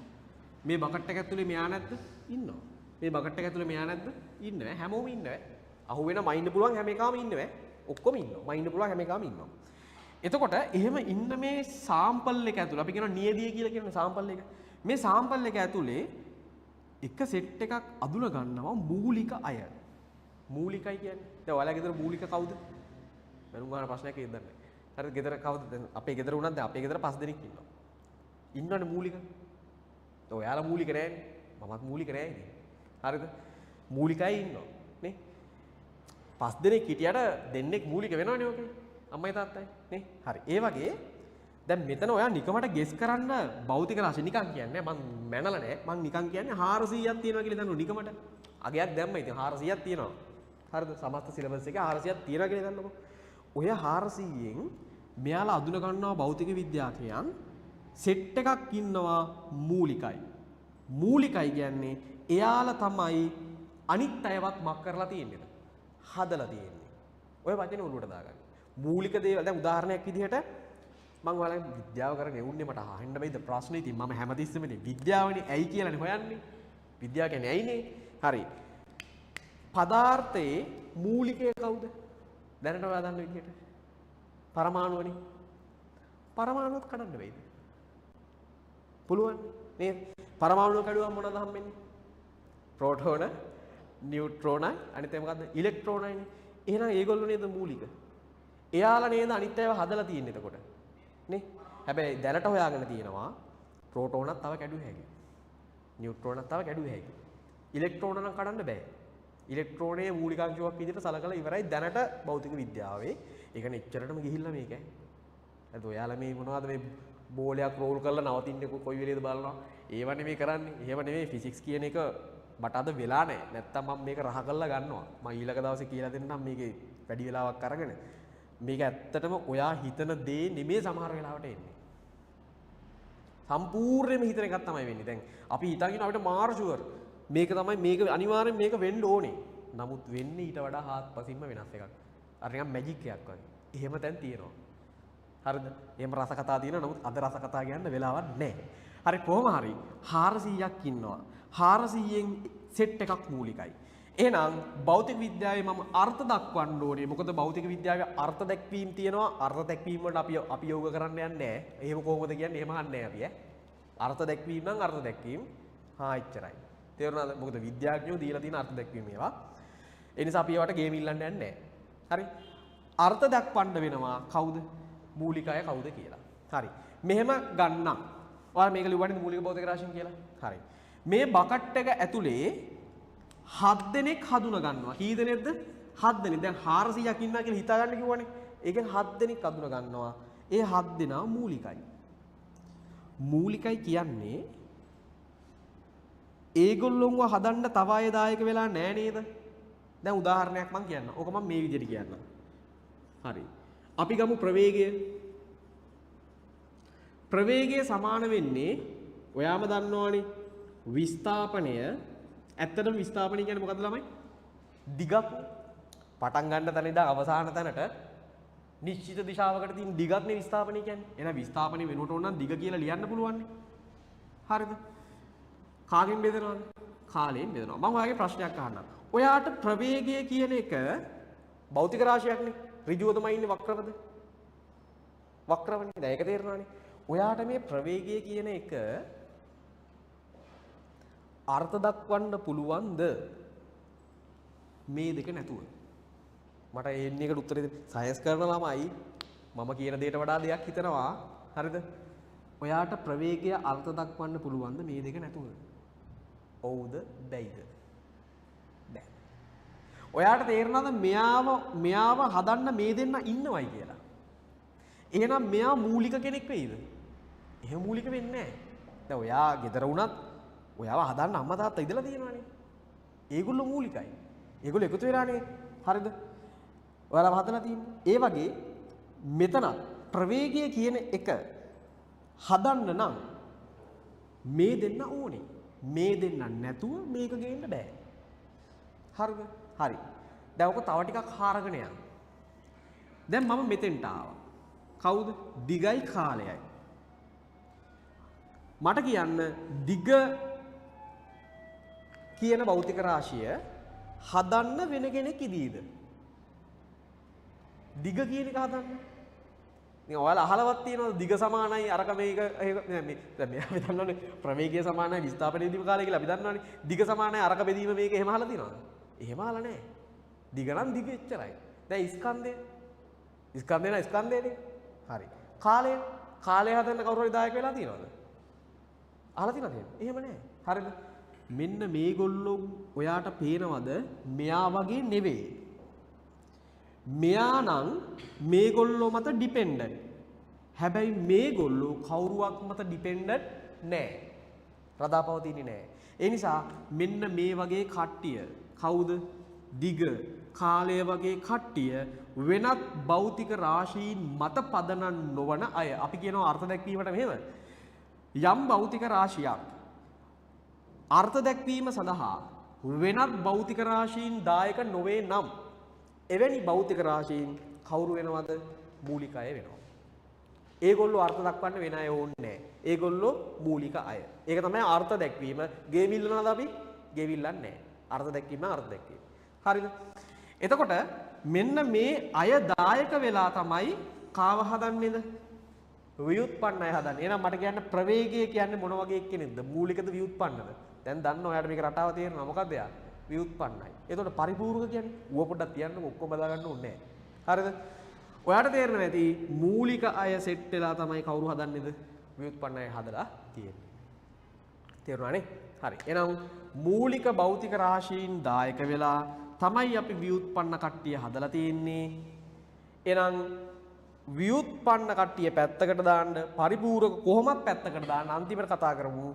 අපි මූලික අය ගැන කතා කරන්න ඕනේ. මූලික අය ඉන්න ළමයි 7 දෙනෙක්.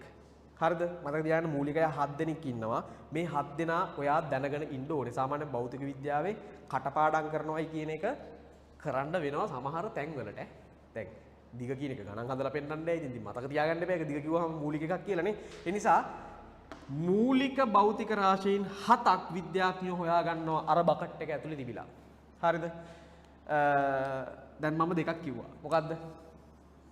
දිග. තව එකක් කිව්වා. කාලය. තව එකක් කියුණා. මොකද්ද? ස්කන්ධය. තව ඔයා දන්න දේවල් තිබේද? මේ අඹ ගහ ඇර වෙන අඹ ගස් තිබේද වගේ තමයි. තව ඔයා දන්නවද? ඈ? උෂ්ණත්වය. very good. නිකන් කියන්නෙත් නෑ පොඩ්ඩක් හැඩ කරලා කියනවා. මොකද්ද? තාප ගතික උෂ්ණත්වය. ඔයාලා දන්නේ නැති පොඩි ලයින් එකක් දෙනවා එතන. තාප ගතික කියලා දෙකක් දානවා. හරිද? හරි 4ක් කිව්වා. 7ක් ඉන්නවනේ. තව දන්නා නම් කියන්න. කමක් නේ කොහෙන් හරි ඇහිලා තියෙනවා නම් මට ප්‍රශ්නයක් නැහැ. ඔයා කියන්න. කීයද? තව මොනවාද? ඈ? පදාර්ථ ප්‍රමාණය very good. පදාර්ථ ප්‍රමාණය. එතකොට කීයද? 5යිනේ. තව දෙකක් තියෙනවා. ඒකත් පුරෝගෝයි ගැම්මෙන්න. මෙයා කියා කියන්නේ මෙහෙමයි. මේවා කවුද? මෙහෙමයි. ඉතින් මේවා කවුද කියලා නම් ඉතින් හොයන්න යන්නයි කියන එකත් මෝඩ කතාවක්. ඉතින් මේවා දන්න නැත්නම් වැඩක් නැහැ නේ. හරිද? දැන් මේ පදාර්ථ උෂ්ණත්වය දන්න දෙයක් ඉන්නවද? නෑනේ. හැමෝම දන්නවනේ. පදාර්ථ ප්‍රමාණය ඔයාලා ඕලෙවල් කාලේ කරලා තියෙනව නේද රසායන විද්‍යාවේ? හරිද? හරි අනිත් දෙක. දන්න කියලා. මතක නැහැ. හරි. සාමාන්‍ය පදාර්ථ ප්‍රමාණය ඊට පස්සේ විද්‍යුත් ධාරාව. හරිද? විද්‍යුත් ධාරාව. අවසාන එක තමයි දීප්ත තීව්‍රතාවය. මෙයා නම් ඔයාලගේ සිලබස් එකට ලොකුවට ගෑවෙන්නේ නැහැ. දීප්ත තීව්‍රතාවය. මේ කට්ටිය නම් ඉන්නේ මේ විද්‍යුත් ධාරාව කියන්නේ අම්මු. ඒ ධාරා විද්‍යුතේ තනිකර මොකක්ද ඒ කියන්නේ? මොකුත් කියන්නේ නැහැ. ඒ ධාරා විද්‍යුතේ විද්‍යුත් ධාරාව තමයි. හරිද? ඒතර ඒක තමයි ඒ වගේ. ඉතින් මේ තාපගතික උෂ්ණත්වයේ තාපය පාඩමේ ඉන්නවා. මේ පදාර්ථ ප්‍රමාණය තාපගතික උෂ්ණත්වයේ තනිකර තාපය පාඩමේ තියෙන්නේ. දිග කාලයේ ස්කන්ධ යාන්ත්‍ර විද්‍යාවම කිව්වත් කමක් නැහැ මේ තුනට. මොකද සමස්ත යාන්ත්‍ර විද්‍යාවේ සියලුම භෞතික රාශි මේ සියලුම කියන්නේ හැම එකක් ඇතුළෙම මේ තුන් දෙනා ඉන්නවා කියන එක නෙමෙයි. හැබැයි මේ තුන් දෙනා තමයි යාන්ත්‍ර විද්‍යාව හදලා තියෙන්නේ. ඒතර මේ තුන් දෙනා යාන්ත්‍ර විද්‍යාවේ ඇති වෙන්න හම්බ වෙනවා. හරිද? මෙයා තාපේදී හම්බ වෙනවා. මෙයා විද්‍යුත් මේ ධාරා විද්‍යුතේ ගොඩක් එහෙම මම පාඩම් ෆෝකස් කර කියන්නේ මේ කට්ටිය තමයි 7 දෙනා. එහෙනම් භෞතික විද්‍යාව ඉගෙන ගන්න ළමෙක් විදිහට ඔය 7වත් අවම වශයෙන් දැනන් ඉන්න ඕනේ. එතකොට නම් කියන්න පුළුවන් හරි. භෞතික විද්‍යාව ඉගෙන ගන්න යන්නේ කියලා. දැන් අර මොකද්ද මේ මූලික දැනුම ෆවුන්ඩේෂන් එක කියන්නේ මේක. හරි. ලියමු මෙහෙම. ලියන්න. මේව ලියන්න. සලකනු ලබන භෞතික රාශියක්. සලකනු ලබන භෞතික රාශියක්. සලකනු ලබන භෞතික රාශියක්. අර්ථ දැක්වීම සඳහා සලකනු ලබන භෞතික රාශියක් අර්ථ දැක්වීම සඳහා සලකනු ලබන භෞතික රාශියක් අර්ථ දැක්වීම සඳහා සලකනු ලබන භෞතික රාශියක් අර්ථ දැක්වීම සඳහා අර්ථ දැක්වීම සඳහා වෙනත් භෞතික රාශීන් අවශ්‍ය නොවේ නම් වෙනත් භෞතික රාශීන් අවශ්‍ය නොවේ නම් වෙනත් භෞතික රාශීන් අවශ්‍ය නොවේ නම් වෙනත් භෞතික රාශීන් අවශ්‍ය නොවේ නම් වෙනත් භෞතික රාශීන් අවශ්‍ය නොවේ නම් එය මූලික භෞතික රාශියක් ලෙස අර්ථ දැක්වේ. එය මූලික භෞතික රාශියක් ලෙස අර්ථ දැක්වේ. හරි. වෙන අය ඕනේ නැහැ. මෙයාලා තනියම ඉන්නවා. දැන් ඔය එහෙම අයින් යාළුවොත් නෑ ලොකුවට. අර නිහඬ චරිත ඉන්නේ. නේ. ලොකුවට යාළුවෝ නෑ. සාමාන්‍යයෙන් භයානක නිහඬ අයද සද්ද දාන්න ඉන්නේ නිහඬ අය නේ. උන් ඊළඟ ස්ටෙප් එක අපි දන්නේ මොන ස්ටෙප් එක ගනීද කියලා අපි දන්නේ නැහැ. හරිද? නිහඬ අය තමයි චුට්ටක් භයානක. ඒ කියන්නේ මේගොල්ලෝ සද්ද නැහැ. ඒගොල්ලෝ ස්ටඩි. නිහඬ අය කියන්නේ ස්ටඩි. සද්ද නැතුව හැමදේම හොඳට ඔබ්සර්ව් කරනවා. නිහඬයි හරි තීරණේ හරි වෙලාවට ගන්නකම් සද්ද නැහැ. හරිද? ඒ වගේ. හරි ඒගොල්ලොත් අර වෙන අය මත ඩිපෙන්ඩ් වෙන්නේ නැහැ. තනියම ඉන්නයි. ඉතින් මම ඒක නිකන් කිව්වේ මේකට නිකන් මතක් වෙච්ච හින්දා. හරි. ඒතකොට දැනට මූලික 7 දෙනෙක් ඉන්නවානේ. මේ 7 දෙනා අර්ථ දක්වන්න වෙන අය ඕනේ නැහැ. එහෙනම් මේගොල්ලෝ අවම වශයෙන්වත් ෆිසික්ස් කරන ළමෙක් ඔළුවේ තියාගන්න ඕනේ. සහ කවුරු හරි කෙනෙක් වාගෙන් ප්‍රශ්නයක් ඇහුවොත් අදින් පස්සේ මොකද්ද මූලික භෞතික රාශියක් කියන්නේ? ඒ ප්‍රශ්නෙට උත්තරේ දෙන්න ඕනේ ඔය අර්ථ දැක්වීම. මේමයි උත්තර දෙන්න බැයි නම් පන්ති ආවත් වැඩක් නැහැ. හරිද? පන්ති ආවත් වැඩක් නැහැ. Tamanට ඉගෙනගත්තු එක තව කෙනෙක්ට පැහැදිලිව කියන්න බැයි නම්. ඒ කියන්නේ පාඩමේ නෑ. ඒ නිසා කවුරු හරි කෙනෙක් ඇහුවොත් මූලික භෞතික රාශියක් කියන්නේ කුමක්ද? ඔය අර්ථ දැක්වීම දෙන්න. හරි. මේ 7 ලියා ගන්න. ඔකටම ලියන්න. මෙවැනි මූලික භෞතික රාශීන් 7ක් මෙවැනි මූලික භෞතික රාශීන් 7ක් මෙවැනි මූලික භෞතික රාශීන් 7ක් පහත පරිදි ඉදිරිපත් කෙරේ. මෙවැනි මූලික භෞතික රාශීන් 7ක් පහත පරිදි ඉදිරිපත් කෙරේ. පහත පරිදි ඉදිරිපත් කෙරේ. හරි. මෙයාලා තමයි ෆිසික්ස් වල ආරම්භය. ඔක්කොම කරේ මෙයාලා. අදින් පස්සේ අපිට මොකක්ම හරි එකක් හම්බ වෙනවා නම් භෞතික රාශියක් අනිවාර්යෙන් මේගොල්ලෝ තමයි ඒක හදලා තියෙන්නේ. හරි. අපි ලස්සනට ඒවා ලියා ගමු. කාලයක් සීමිත හින්දා ඉක්මනට ලියා ගන්න. දිග, කාලය, ස්කන්ධය මේවා 7 නම් මතක තියාගන්නම වෙනවයි. අනිවාර්යෙන් මතක තියාගන්න.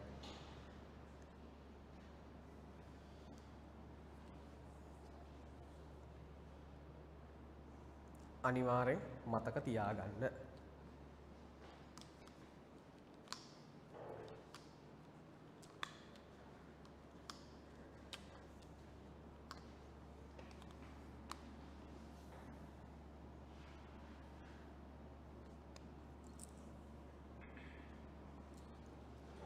හරි. ඒ අතරේ මේ මම පොඩ්ඩක් අපේ මේ දැන් මේ දවස් ටිකේ අපි යන 27 පන්තිය ගැන චුට්ටක් කියන්නම්. මේ දැන් 27 2027 මෙහි හොඳටම යනවා. 2027 අපේ පන්තිය. ඒතකොට ඒකේ මේ වෙනකොට ඔයාලා විශ්වාස කරන්න දැන් අද ඔයාලට පැය දෙකක වගේ කාලයක් වෙන් වුණාට ඒගොල්ලන්ට මේ වෙනකොට මම පැය 8ක පන්තියක් කරනවා. පැය 8ක් සතියට උගන්වනවා. සිකුරාදා ඒගොල්ලන්ට සිකුරාදා හවස 3 ඉඳන් රෑ 7:00 වෙනකම් රෑ 7:00 වෙනකම් යනවා ඒගොල්ලන්ට පන්තිය. ඒතකොට මෙතන පැය 4:00ක් තියෙනවා. අගහරුවාද අද හවස ඒගොල්ලන්ට පේපර් ක්ලාස් එක. ඒක යනවා 3 ඉඳන් 6:00 වෙනකන්. එතකොට එතන පැය 3:00යි ඔක්කොම පැය 8ක්. ඒ කියන්නේ ඒගොල්ලන්ට පැය 8ක පන්තියක් යනවා මේ වෙලාවේ. හරිද? හොඳ ළමයි ටිකක් ඉන්නේ සුපිරියට වැඩ කරනවා. මට හම්බෙච්ච සුපිරි බැජ් එකක්. හොද්දට වැඩ කරනවා. හරිද? කොළඹ ඉස්කෝල වල ළමයි ගොඩක් ඉන්නවා. ගම්පහත් එහෙමයි. මේ කිරිබත්ගුල වටත් තිබ්බා. ළමයි ටිකක් හිටියා. ගුරුකුලේ ළමයි එහෙම හිටියා. විහාර මහාදේවිකෙක් කෙනෙක් ඉන්නවා. හරිද? විහාර මහාදේවිකේ ළමෙක් ඉන්නවා. හොඳට වැඩ කරන කට්ටියක්. හැබැයි ඇත්තටම බහැලා වැඩ කරනවා. ඒ කියන්නේ ඒ වගේ බැජ් එකක් අහම උගන්නන්නත් ආසයි. හරි මේ කියන්නේ මේ මහන්සිය කියන එක දැනෙන්නේ නැහැ. ඒ කියන්නේ සාමාන්‍යයෙන් පැය 4:00මාරක් එක දිගට උගන්නනවා. ඒ උන්ට ඉන්ටර්වල් එක දෙන්නේ පැය කාලයක්. පැය කාලක් විතර දෙන්නේ. හරි. ළමයි ටිකත් හොඳට වැඩ කරනවා. හැබැයි කවදාවත් මේ ඉන්ටර්වල් එහෙම ඉල්ලන්නෙත් නැති මම දෙනකම් ඉන්නවා.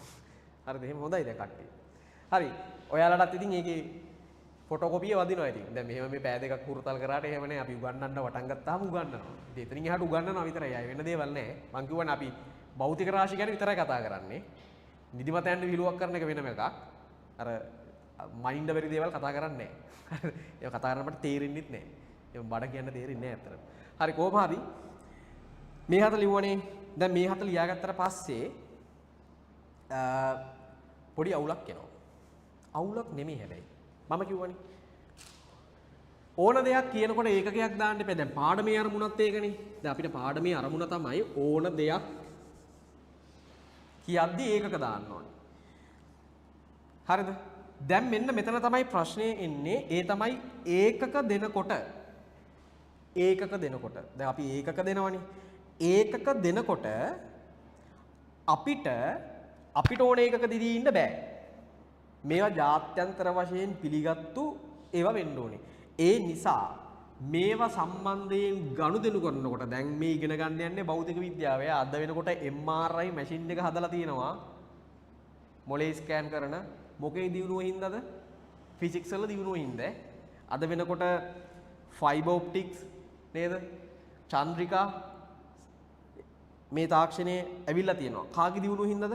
භෞතික විද්‍යාව හින්දා. ඔයාලා හිතන්න එපා මේක ලේසි කියලා. අද වෙනකොට කාලතරණය ගැන හොයනවා.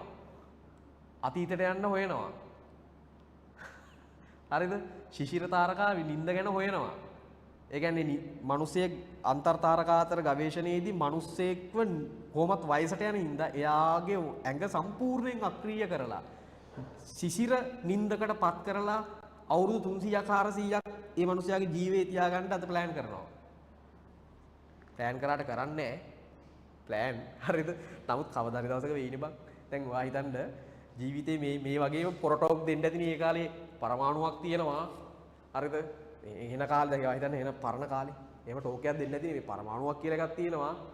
හරිද? එහෙම එකක් තියෙනවා. හැබැයි තාම හොයාගෙන නැහැ. එහෙම කියන්නේ නැතිනේ. හැබැයි මොකද උනේ ඊට අවුරුදු 300කට විතර පස්සේ හෙව්වනේ. කොහොමද ඇත්තට එහෙම කියන්නේ තියෙනවයි කියලා? දැන් පරමාණුක වාදය ගෙනාවේ ඩිමොක්‍රිටස් තුමා. මට මතක හැටියට. එහෙම නේද? ඔයා මේ ICT කෙමිස්ට්‍රි කරනවනේ. හරි. පරමාණුක වාදය ගෙනාවේ ඩිමොක්‍රිටස්. මට මතක හැටියට. අවුරුදු නම් මතක ආයෙම නම් අහන්න එපා ඉතිහාසෙ බෑ. හරිද? අවුරුදු ගණන් මතක ඉන්නේ නැහැ. ගොඩාක් කාලයකට ඉස්සරහින් ඩිමොක්‍රිටස් කියලා කෙනෙක් කිව්වා මේ ලෝකේ සේරම දේවල් කඩාගෙන ගියාම ඉතුරු වෙනවා මොකද්ද? තනි එකක්. ඒක කියනවා මූලික අංශුවක්. ඒකට කියනවා අපි පරමාණුව කියලා. එහෙම කිව්වේ ඩිමොක්‍රිටස්. ඊට පස්සේ තමයි පස්සේ තමයි ඔය රදර්ෆර්ඩ්ලා කට්ටිය මම දන්නේ නැහැ මට කෙමිස්ට්‍රි වල ඉතිහාසය ලොකුට මතක නැහැ. රදර්ෆර්ඩ්ලා ජේ තොම්සන්ලා එහෙම ඇවිල්ලා ඒගොල්ලෝ පරමාණුව හොයාගත්තේ. ඒ කියන්නේ ඒගොල්ලෝ පරමාණුවේ න්‍යෂ්ටිය බව හොයාගත්තේ. රන් පත්‍ර පරීක්ෂාව කරලා කවුද රදර්ෆර්ඩ්? රදර්ෆර්ඩ් නේ. හරි. ඒතකොට රදර්ෆර්ඩ් එහෙම කියන්නේ මේවා ගණිතය. ඒ කියන්නේ ඒගොල්ලෝ ගණන් හදලා බැලුවා. ගණන් හදලා බලනකොට ඒගොල්ලන්ට ආවා ගණිතය තුල සම්භාවිතාවයක් තියෙනවායි කියලා පරමාණුව කියලා එකක් කියන්නේ පරමාණුවක මැද න්‍යෂ්ටියක් තියෙනවායි කියලා. ගණිතයෙන් කියන්නේ. මෙහෙම එකක් තියෙන්න පුළුවන් කියලා.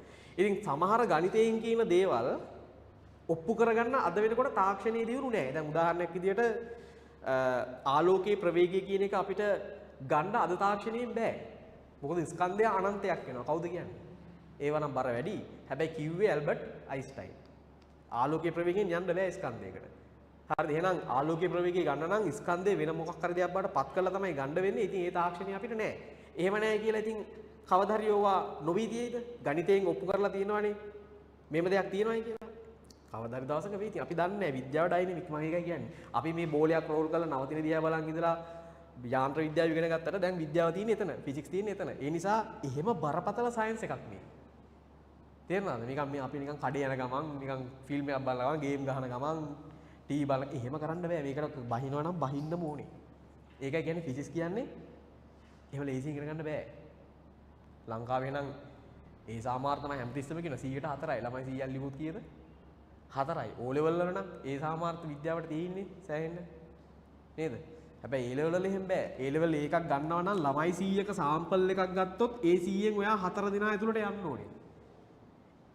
එතකොට මේ නොකියා කියන්නේ හිතන ළමයි ඉන්නේ 100කින් කී දෙනයිද? 4 දෙනයි. මං ඒකයි කියන්නේ. ඔයා හිතන්න පුරුදු වෙන්න. ඔයාට වෙන කිසිම ඔප්ෂන් එකක් නැහැ. ඔයාට පන්තියක් ඇතුලේ නිකන් කියන දේවල් අහන් ඉඳලා කටපාඩම් කරන ගිරවුට් එකක් වුණොත් නම් මේක කරන්න බෑ. වචනෙන් වචනේ විස්තර කරන්න ඕනේ. හිස්තැන් තියන්න බෑ. මම ඒක කියන්නේ හැමතිස්සෙම ඔයා ඉගෙන ගන්න දෙයක් ඔයා try කරන්න තව කෙනෙක්ට කියන්න. කියන්න බැයි නම් හේතු දෙකයි. එක්කෝ හිතේ තියෙන එක කියා ගන්න බෑ. එහෙම වුණොත් ඉන්නානේ. හරිද? හිතේ තියෙන එක කියා ගන්න බැරුවක් දඟලනවානේ. එහෙම නැත්නම් ඌ ඇත්තටම දන්නේ නැහැ. ওই දෙකෙන් එකයි. දැන් හිතේ තියෙන එක කියා ගන්න බැරුණාට නම් ප්‍රශ්නයක් නැහැ. ලියා ගන්න පුළුවන් නේ. නේ? හරිද? නමුත් ඇත්තටම හිතෙත් නැත්නම් ප්‍රශ්නයක් තියෙනවා ඈ. අන්න ඒ වගේ දැන් තියෙනවා. හරිද? ඒ නිසා මේක හිතන්න බැරි උන්ට ගමනක් නෑ. ඒ නිසා පුළුවන් තරම් හිතන්න පුළුවන්. ඒ කියන්නේ මේක ඇවිල්ලා අද පටන් ගන්න ඕනේ. දැන් තව මාසෙකින් පටන් ගන්න, අවුරුද්ද පහු වෙලා පටන් ගන්න, ඒ බයිල වැඩක් නෑ. අද පටන් ගන්න ඕනේ. හිතනවා නම් අද ඉඳන් හිතන්න. හරි. එතකොට දැන් මේ දේවල් ගනුදෙනු කරනකොට මේවත් එක්ක නිකන් විද්‍යාවක්. මේක ඇවිල්ලා ලෝකයක් රන් කරන විද්‍යාවක්. කැමැති ඒක දාන්න දෙයිද අපිට? එහෙම දෙන්නේ නෑ. දැන් දිග කියන එක මයින්ඩ්. ඔයාට ඕන නම් දිග මයින්ඩ් පුළුවන් ආලෝක වර්ෂ වලින්. ආලෝක වර්ෂ කියන්නේ මොකක්ද? දිග මයින්ඩ් එකකයක්. ඉතින් කොළඹ ඉඳන් ගම්පහට දුර නාවික සතුමුන් වයි කියන්න පුළුවන්. ඒ කියන්නේ නාවික සතුමුන් කියන්නේ මොනවද? දිගමයින් ඒක කියන්නේ එහෙම කියන්න බෑ. ඒගොල්ලෝ අපිට දෙනවා ජාත්‍යන්තර වශයෙන් නම් මේක අපි කතා කරන්නේ ජාත්‍යන්තර වශයෙන් පිළිගත්තු ඒකක පාවිච්චි කරන්නයි කියලා. ඒ නිසා එයාලා අපිට ඉදිරිපත් කරනවා යුනිට් සිස්ටම් එකක්. ඒ තමයි SI ඒකක පද්ධතිය. SI ඒකක පද්ධතිය. මේකට අපි කියනවා SI ඒකක පද්ධතිය. ඒගොල්ලෝ කියනවා ඔයාට කැමති දේවල් මේවට ඒකක විදියට දාන්න බෑ. ජාත්‍යන්තරයෙන් පිළිගත්තු මෙන්න මේ ඒකක විතරක් මේවට පාවිච්චි කරන්න කියලා කියනවා. ඒ නිසා අපිට දෙනවා මේක භෞතික රාශිය නම් මේවට දෙනවා මොනවද? SI ඒකක පද්ධතිය. මේකට දෙනවා SI ඒකක පද්ධතිය. ඒ නිසා මතක තියාගන්න මූලික භෞතික රාශි සියල්ලටම අනිවාර්යෙන්ම මොනවද තියෙනවද? ඒ වචනේ කිව්වේ ඇයි එච්චර බර කරලා? අනිවාර්යෙන් තේරෙයි. තව සතියක් විතර යනකොට තේරෙයි ඇයි එහෙම කිව්වේ කියලා. හරිද? සාමාන්‍යයෙන් මූලික භෞතික රාශි 7 නම් අපි කතා කරන්නේ අනිවාර්යෙන් ඒකක තියෙනවා. මූලික භෞතික රාශි 7 නම් අපි කතා කරන්නේ අනිවාර්යෙන් මේකක තියෙනවා. උදාහරණයක් විදියට දිග මට කියන්න දැන් ඔයාලා දන්න විදියට. දැන් දිගම ඉන්න පුළුවන් අපිට එක එක ඒවා. හරිද? හූව එහෙමත් කියනනේ අපි විද්‍යාව පාවසරය මට මතකයි. මම පාවසරේදී ඕවා තිබ්බ හූව. එහෙම කියලා. හරි. තව එක එක ඒවා තිබ්බා. නමුත් මට ඇත්තටම කියන්න සයන්ස් කරලානේ ආවේ. සයන්ස් කරලා කියන්නේ O level විද්‍යාව කරලානේ ආවේ. දිගම ඉන්නේ මොනවද? මීටර වලින්. ඒ කිලෝමීටර වලින් මයින් නැද්ද? මයින්න පුළුවන්. හැබැයි SI එකකේ මොනවද? මීටර. ඒතර කිලෝ කියන්නේ මොකක්ද? උත්තර හම්බෙයි ඉස්සරහට. කිලෝ කියන්නේ මොකක්ද? ඔක්කොටම උත්තර දෙන්නේ ආයේ. එක තැනක් ඉස්තන් කියලා අරින්නේ නැහැ. හරිද? ඒ කියන්නේ තව කෙනෙක් ඔයන් ඇහුවොත් එයාට කියලා දෙන්න යවනවා. හරි. දිගම ඉන්නේ මොනවද? මීටර. දිගම ඉන්නේ මීටර. හරි. කාලයම ඉන්නේ. දැන් කාලය අපිට මයින්න පුළුවන් පැය වලින්, කාලය අපිට මයින්න පුළුවන් තප්පර වලින්, මිනිත්තු වලින්. තව මොනවද? මතක් වෙන්නේ නැහැ. හරි. මොනවාද මයින් කාලේ? SI එකේ මොකක් විදියද? විද්‍යාව O level විද්‍යාව. තප්පර very good. මොනවද? තප්පර. සිම්පල්ද? කැපිටල්ද? දැන් මේ ඇයි කැපිටල් එම් ලියුවේ? ඇයි මේ සිම්පල් එම්? ඇයි මට කැපිටල් එම් ලියන්න බැරි? ප්‍රශ්න දැක්කද? ඇයි ඔය යන්න වෙන්නේ නැහැ ඉතින් ඈ බදාගත්ත කෙනෙක් කොටි වලි ගල්ලගත්තා වගේ තමයි කකුල තිබ්බ තැන ඉඳන් ඇයි ඈ හිතන්න ඕනේ. හිතන්න. ඒක තමයි වෙන්නේ. මට දකින්න ඕනේ එහෙම කට්ටිය. හරි. ඇයි මේ සිම්පල් ලිව්වේ? හරි. ඒකටත් උත්තරේ දෙන්න. මේක තප්පරනේ. තප්පර කියන්නේ මොකක්ද සංකේතය? Simple S. අපි සෙකන්ඩ්ස් කියලා කියන්නේ සිම්පල් වලින් ලියන්නේ. මට උදව් කරන්න දැන්. ස්කන්ධය. ඈ කිලෝග්‍රෑම්. very good. කිලෝග්‍රෑම්. හරි. මේ ඒක ගැනත් කතාවක් තියෙනවා. තව ඉස්සරහට එනවා කිලෝග්‍රෑම් අද බෑ ලබන සතියේ. හරිද? තාපගතික උෂ්ණත්වය. උෂ්ණත්වය මයින් ඒකක තුනක් තියෙනවා. මොනවාද? Celsius, Fahrenheit, Kelvin. කවුද? Fahrenheit, Kelvin. very good. Celsius නෙමේ. දැන් මට කියන්න මම මේක ලිව්වා කැපිටල් වලින්. දැන් මෙච්චරලා සිම්පල් ලකුණු වලින් දමලා ගගහ ඉදලා කැපිටල් ලකුණක් දීලා හරියා. කෙල්වින්. ඇයි ඒ? කෙල්වින් කියන්නේ කවුද? විද්‍යාඥයෙක්ගේ නමක්. මීටර් කියලා විද්‍යාඥයෙක් ඉන්නවද? නෑ. එහෙම මීටර් ඉන්නවා. මීටර් කියලා විද්‍යාඥයෙක් නෑ. තප්පර සෙකන්ඩ්ස් කියලා විද්‍යාඥයෙක් නෑනේ. මොන විද්‍යාඥයන්ද කියන්නේ සෙකන්ඩ් වෙන්නනේ. එහෙම එක්කෙනෙක් නෑ. ඊළඟට කිලෝග්‍රෑම් කියලා විද්‍යාඥයෙක් හම්බ වෙලා තියෙනවද මෙච්චර කාලෙකට? එහෙම එක්කෙනෙකුත් නෑ. හැබැයි කෙල්වින් කියලා එක්කෙනෙක් හම්බ වෙනවා. මතක තියාගන්න අපි කිසියම් ඒකකයක් පාවිච්චි කරන්නේ විද්‍යාඥයෙකුගේ නමින් නම් ඒකේ නම කැපිටල් අකුරක් විය යුතුයි. K කියන එක මොකක් වෙන්න ඕනේද? කැපිටල් K වෙන්න ඕනේ. විද්‍යාඥයෙක්ගේ නමින් ලියන්නේ. පදාර්ථ ප්‍රමාණය මනින්නේ මොනවද? විද්‍යාව. O level මවුල. කොහොමද? මවුල කියලා විද්‍යාඥයෙකුත් නැහැ නේ ඉතින්. නේද? එහෙනම් MOL කියලා දැම්මා. විද්‍යුත් ධාරාව මොනවද? ඇම්පියර්. very good. කැපිටල් ලකුරක් විය යුතුයි හේතුව ඇම්පියර් කියන්නේ විද්‍යාඥයෙක්. දීප්ත තීව්‍රතාවය සාමාන්‍යයෙන් උසස් පෙළ නිර්දේශයේ කතා වෙන්නේ නැහැ. කැන්ඩෙලා. කැන්ඩෙලා කියන නම අහපුවම නිකන් යනවා වගේ නේ පොඩ්ඩක්. කැන්ඩෙලා නිකන් නෙල්සන් මැන්ඩෙලා වගේ එහෙම පොඩ්ඩක් යනවා නේ. එම්ම පොඩි ලයින් එකක් තියෙනවා. ඒකට ඔය විද්‍යාඥයෙක් නෙමෙයි. හරිද? Simple C simple D. ඔයාලට පේනවා ඇති මෙතන ඒකක භාවිතා කිරීමේදී විද්‍යාඥයෙකුගේ නමින් නම් එම ඒකකය ලියවෙන්නේ ඒක මොන අකුරක් විය යුතුයිද? කැපිටල් ලකුරක් විය යුතුයි. ඉතිරි සියල්ලටම ඔයා පාවිච්චි කරන්න ඕනේ මොනවද? මොනවද? සිම්පල් ලකුණු. හරිද? මේවට අවශ්‍ය නම් වරහන් ඇතුලේ අපි දාගමු මෙයා මීටර්, මෙයා තත්පර, මෙයා කිලෝග්‍රෑම් ලියන්නත් ලැජ්ජයි කමක් නැහැ. මෙයා කිලෝග්‍රෑම්, මෙන්න මෙයා කෙල්වින්, මෙයා මවුල, මෙයා ඇම්පියර, මෙයා කැන්ඩෙලා. ඉටිපන්දන් ජාතියකුත් තිබ්බා කැන්ඩෙලා කියලා. මට මතකයි. කැන්ඩෙලා කියලා ඉටිපන්දන් ජාතියක් මේ කාලේ ඇවිල්ලා තිබ්බා. ඒකක් බලන්නකෝ මේ මොනවාද? බිස්නස් මයින්ඩ් එකෙන් නේද? හදලා තියෙන්නේ. ගිනි කූරු ජාතියකුත් තිබ්බා මන්ද කැන්ඩෙලා කියලා. ලංකාවේ ප්‍රොඩක්ට් එකක්. හරි කොහොම හරි කමන්නේ. හරි මේ තියෙන්නේ අපි පාවිච්චි කරන S1 දැන් ඔයා මේ 7 ලිව්වා නේද? හරි. එහෙනම් යටින් තරුවක් දාලා ලියන්න. සියලුම මූලික භෞතික රාශීන් සඳහා සියලුම මූලික භෞතික රාශීන් සඳහා සියලුම මූලික භෞතික රාශීන් සඳහා සියලුම මූලික භෞතික රාශීන් සඳහා සියලුම මූලික භෞතික රාශීන් සඳහා සියලුම මූලික භෞතික රාශීන් සඳහා ජාත්‍යන්තර ලෙස පිළිගත් SI ඒකක පද්ධතියක් ජාත්‍යන්තර ලෙස පිළිගත් SI ඒකක පද්ධතියක් භාවිතා කෙරේ. ජාත්‍යන්තර ලෙස පිළිගත් SI ඒකක පද්ධතියක් භාවිතා කෙරේ. ජාත්‍යන්තර ලෙස පිළිගත් SI ඒකක පද්ධතියක් භාවිතා කෙරේ. හරි. එතකොට මේගොල්ලෝ ජාත්‍යන්තර ලෙස පිළිගත්තු SI එකක පද්ධතිය තමයි මේ දෙන්නේ. ඉතින් ඔයාලට ආයෙ වගුවක් ගහන්න වෙන ඉතින් කරන්න දෙයක් නැහැ. හරිද? නෝට් එක හදමු. මේකත් ගහ ගන්නකෝ ආයෙ. අවුලක් නැහැ. හරි.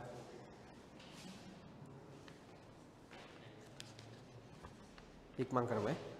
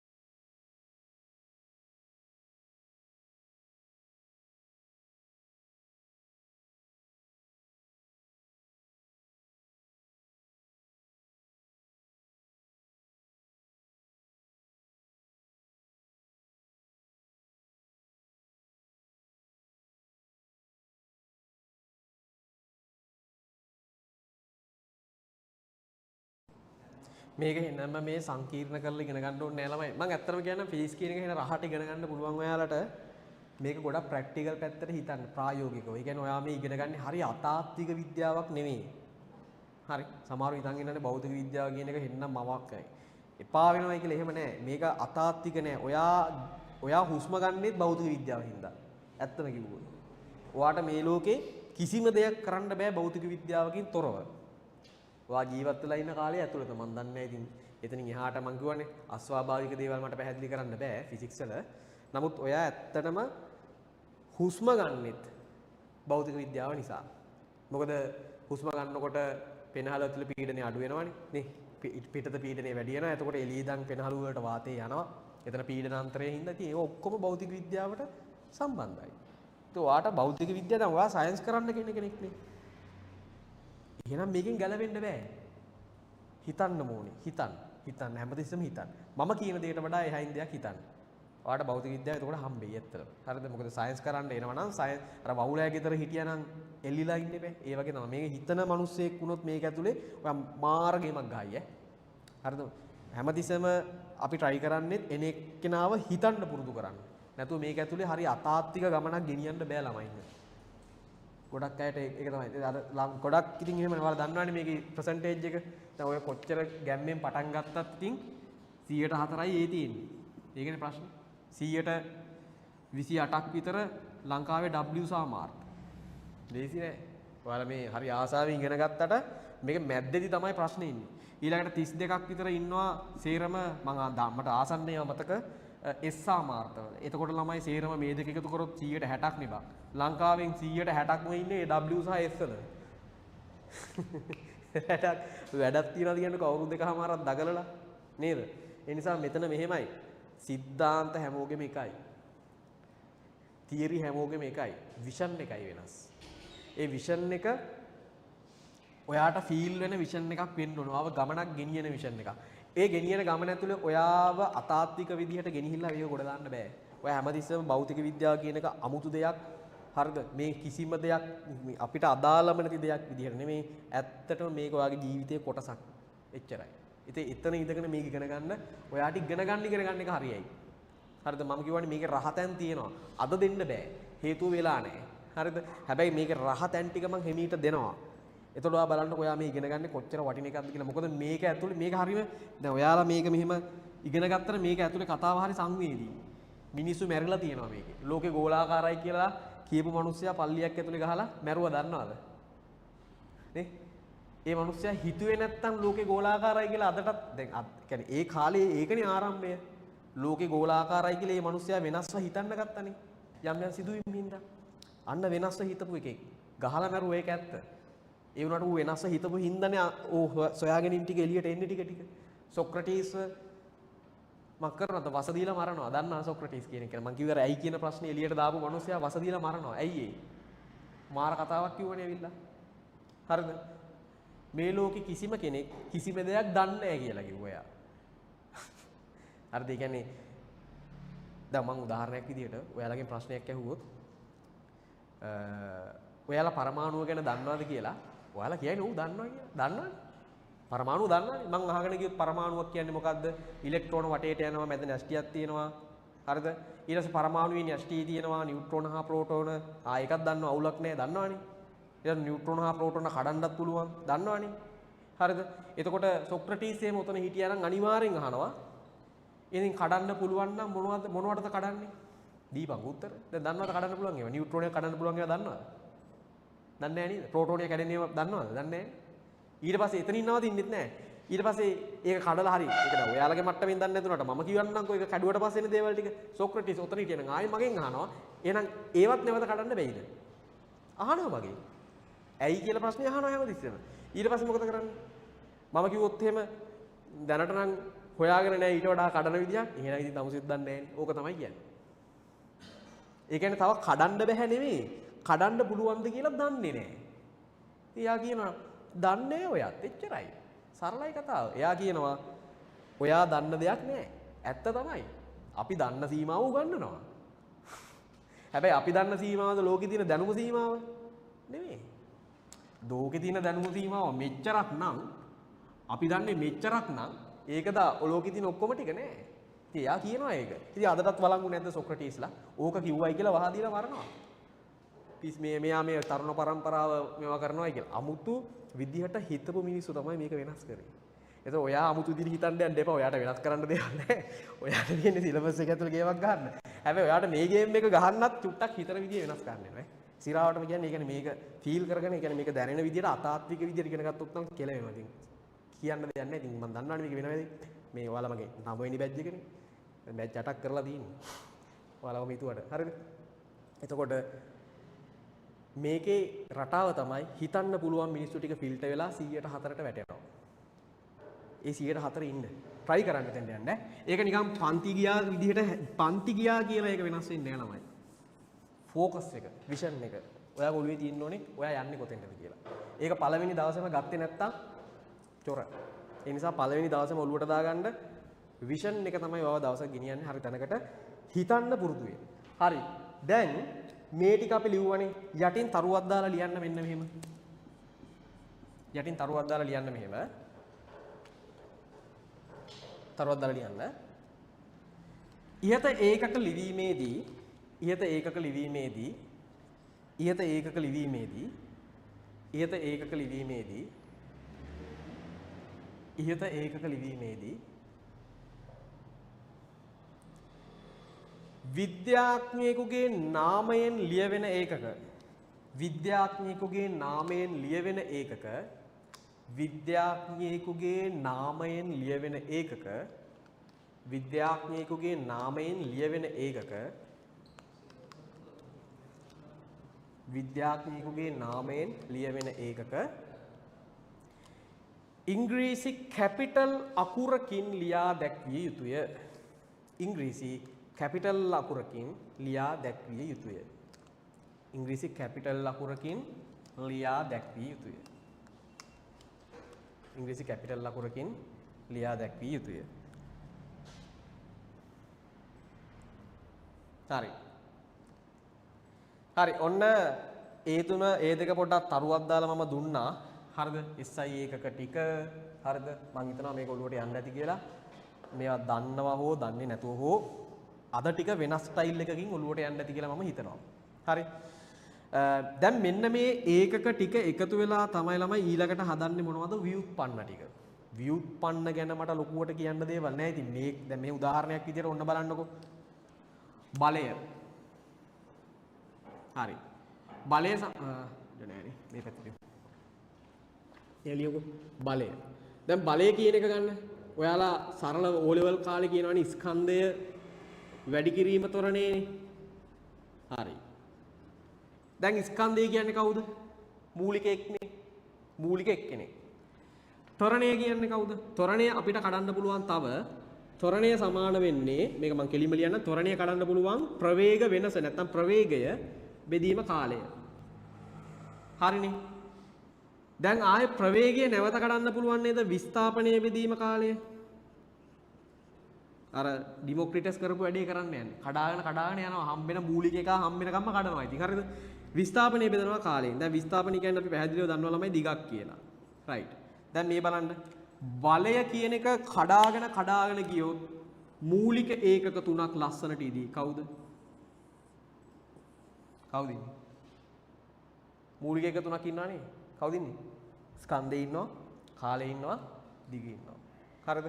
ඉතින් හරි නේද? අන්තිමට බලපුවාම යාන්ත්‍ර විද්‍යාවේ බලය හදලා තියෙන්නේ දිගයි කාලයයි ස්කන්ධයයි එකතු වෙලා. පේනවද මම කියන එක? රයිට්. මම තව කියන්නම් උදාහරණ. ඔයා බලන්න පීඩනය. පීඩනය සමාන වෙන්නේ බලය බෙදීම වර්ගඵලය. දැන් ඔයා හොඳටම දන්නවා බලය ASCII ඉන්නේ කවුද? බලය ASCII ඉන්නේ ස්කන්ධය, කාලය සහ දිග. වර්ගඵලය කියන්නේ දිග වැඩි කිරීම දිගනේ. එහෙනම් ඒක ඇතුළේ ඉන්නේ කවුද? දිග. ආයි මුන් තුන් දෙනා ඉන්නේ නේද ඉන්නේ පීඩනය ASCII. ඒ තුන් දෙනාම තමයි පීඩනය ASCII ඉන්නේ. තව ඕන තරම් කියන්න. යාන්ත්‍ර විද්‍යාවේ කාර්ය. කාර්ය කියන්නේ විස්ථාපනයේ වැඩි කිරීම බලය. විස්ථාපනය වැඩි කිරීම බලය. දැන් විස්ථාපනය කියන්නේ දිග. මේක ASCIIත් ඉන්නවා දිග ස්කන්ධය කාලය. අන්තිමට බලපුවම කාර්ය ASCII ඉන්නෙත් මේ තුන් දෙනා නේද? දැන් බලන්නකො යාන්ත්‍ර විද්‍යාව ඔක්කොම හදලා තින්නේ අන්තිමට බලපුවම කවුද? දිගයි ස්කන්ධයයි කාලයයි එකතු වෙලා. දැන් එතකොට ඔයා මගෙන් අහන්න එපා එතන මේ ප්‍රවේගය ආශ්‍රිත ස්කන්ධයක් නැහැ නේ කියලා. ප්‍රවේගය ආශ්‍රිත ස්කන්ධයක් නැහැ. ඉතින් මම කිව්වනේ තුනම ඕනේ නැහැ. තුනෙන් දෙකක් හෝ තුනම දායක වෙලා තමයි හදන්නේ. සමහර ඒවාට ඔය තුනෙන් දෙකයි දායක වෙන්නේ. දැන් උදාහරණයක් විදිහට ප්‍රවේගය වගේ දේවල් හදන්න දිගයි කාලයයි විතරයි ඉන්නේ. ත්වරණය වගේ දේවල් හදන්නත් ඉන්නේ දිගයි කාලයයි විතරයි. හැබැයි බලය කියන එකට එනකොට ස්කන්ධයත් ඕන වෙනවා. දැක්කම නේද මූලික භෞතික රාශීන් ඕන වෙනවා නේද ඒවා පැහැදිලි කරන්න. ඒව නැතුව බෑ මේ වැඩේ කරන්න. හරිද? ඒ නිසා යාන්ත්‍ර විද්‍යාවේ හමු වෙන භෞතික රාශීන් වල මූලික ඒකක ලෙස ක්‍රියා කරන්නේ කවුද? මූලික භෞතික රාශීන් ලෙස දිග කාලයේ ස්කන්ධය වලට හැමතිස්සෙම හම්බෙයි. හරි. කොහොම හරි කමන්නේ ඒගොල්ලන්ගෙන්නේ මේවා ගොඩනගන්නේ බලය ගොඩනගන්නේ ඒගොල්ලන්ගෙන්නේ පීඩනය ගොඩනගන්නේ ඒගොල්ලන්ගෙන්නේ කාර්ය ගොඩනගන්නේ ඒගොල්ලන්ගෙන්නේ එහෙනම් මේගොල්ලෝ මූලික නෙමෙයි මෙයාලා කාටද වැටෙන්නේ ව්‍යුත්පන්න භෞතික රාශීන් වලට රයිට් තරුවක් දාලා ලියන්න මෙහෙම ලියන්න ඉහත මූලික භෞතික රාශීන් ඉහත මූලික භෞතික රාශීන් ඉහත මූලික භෞතික රාශීන් ඉහත මූලික භෞතික රාශීන් දෙකක් හෝ කීපයක් ඉහත මූලික භෞතික රාශීන් දෙකක් හෝ කීපයක් ඉහත මූලික භෞතික රාශීන් දෙකක් හෝ කීපයක්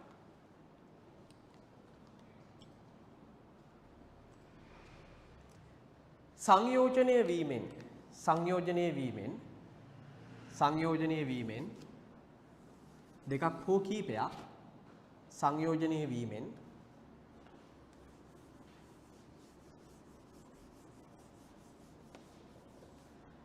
ගොඩනගෙන අනිකුත් භෞතික රාශීන් ගොඩනගෙන අනිකුත් භෞතික රාශීන්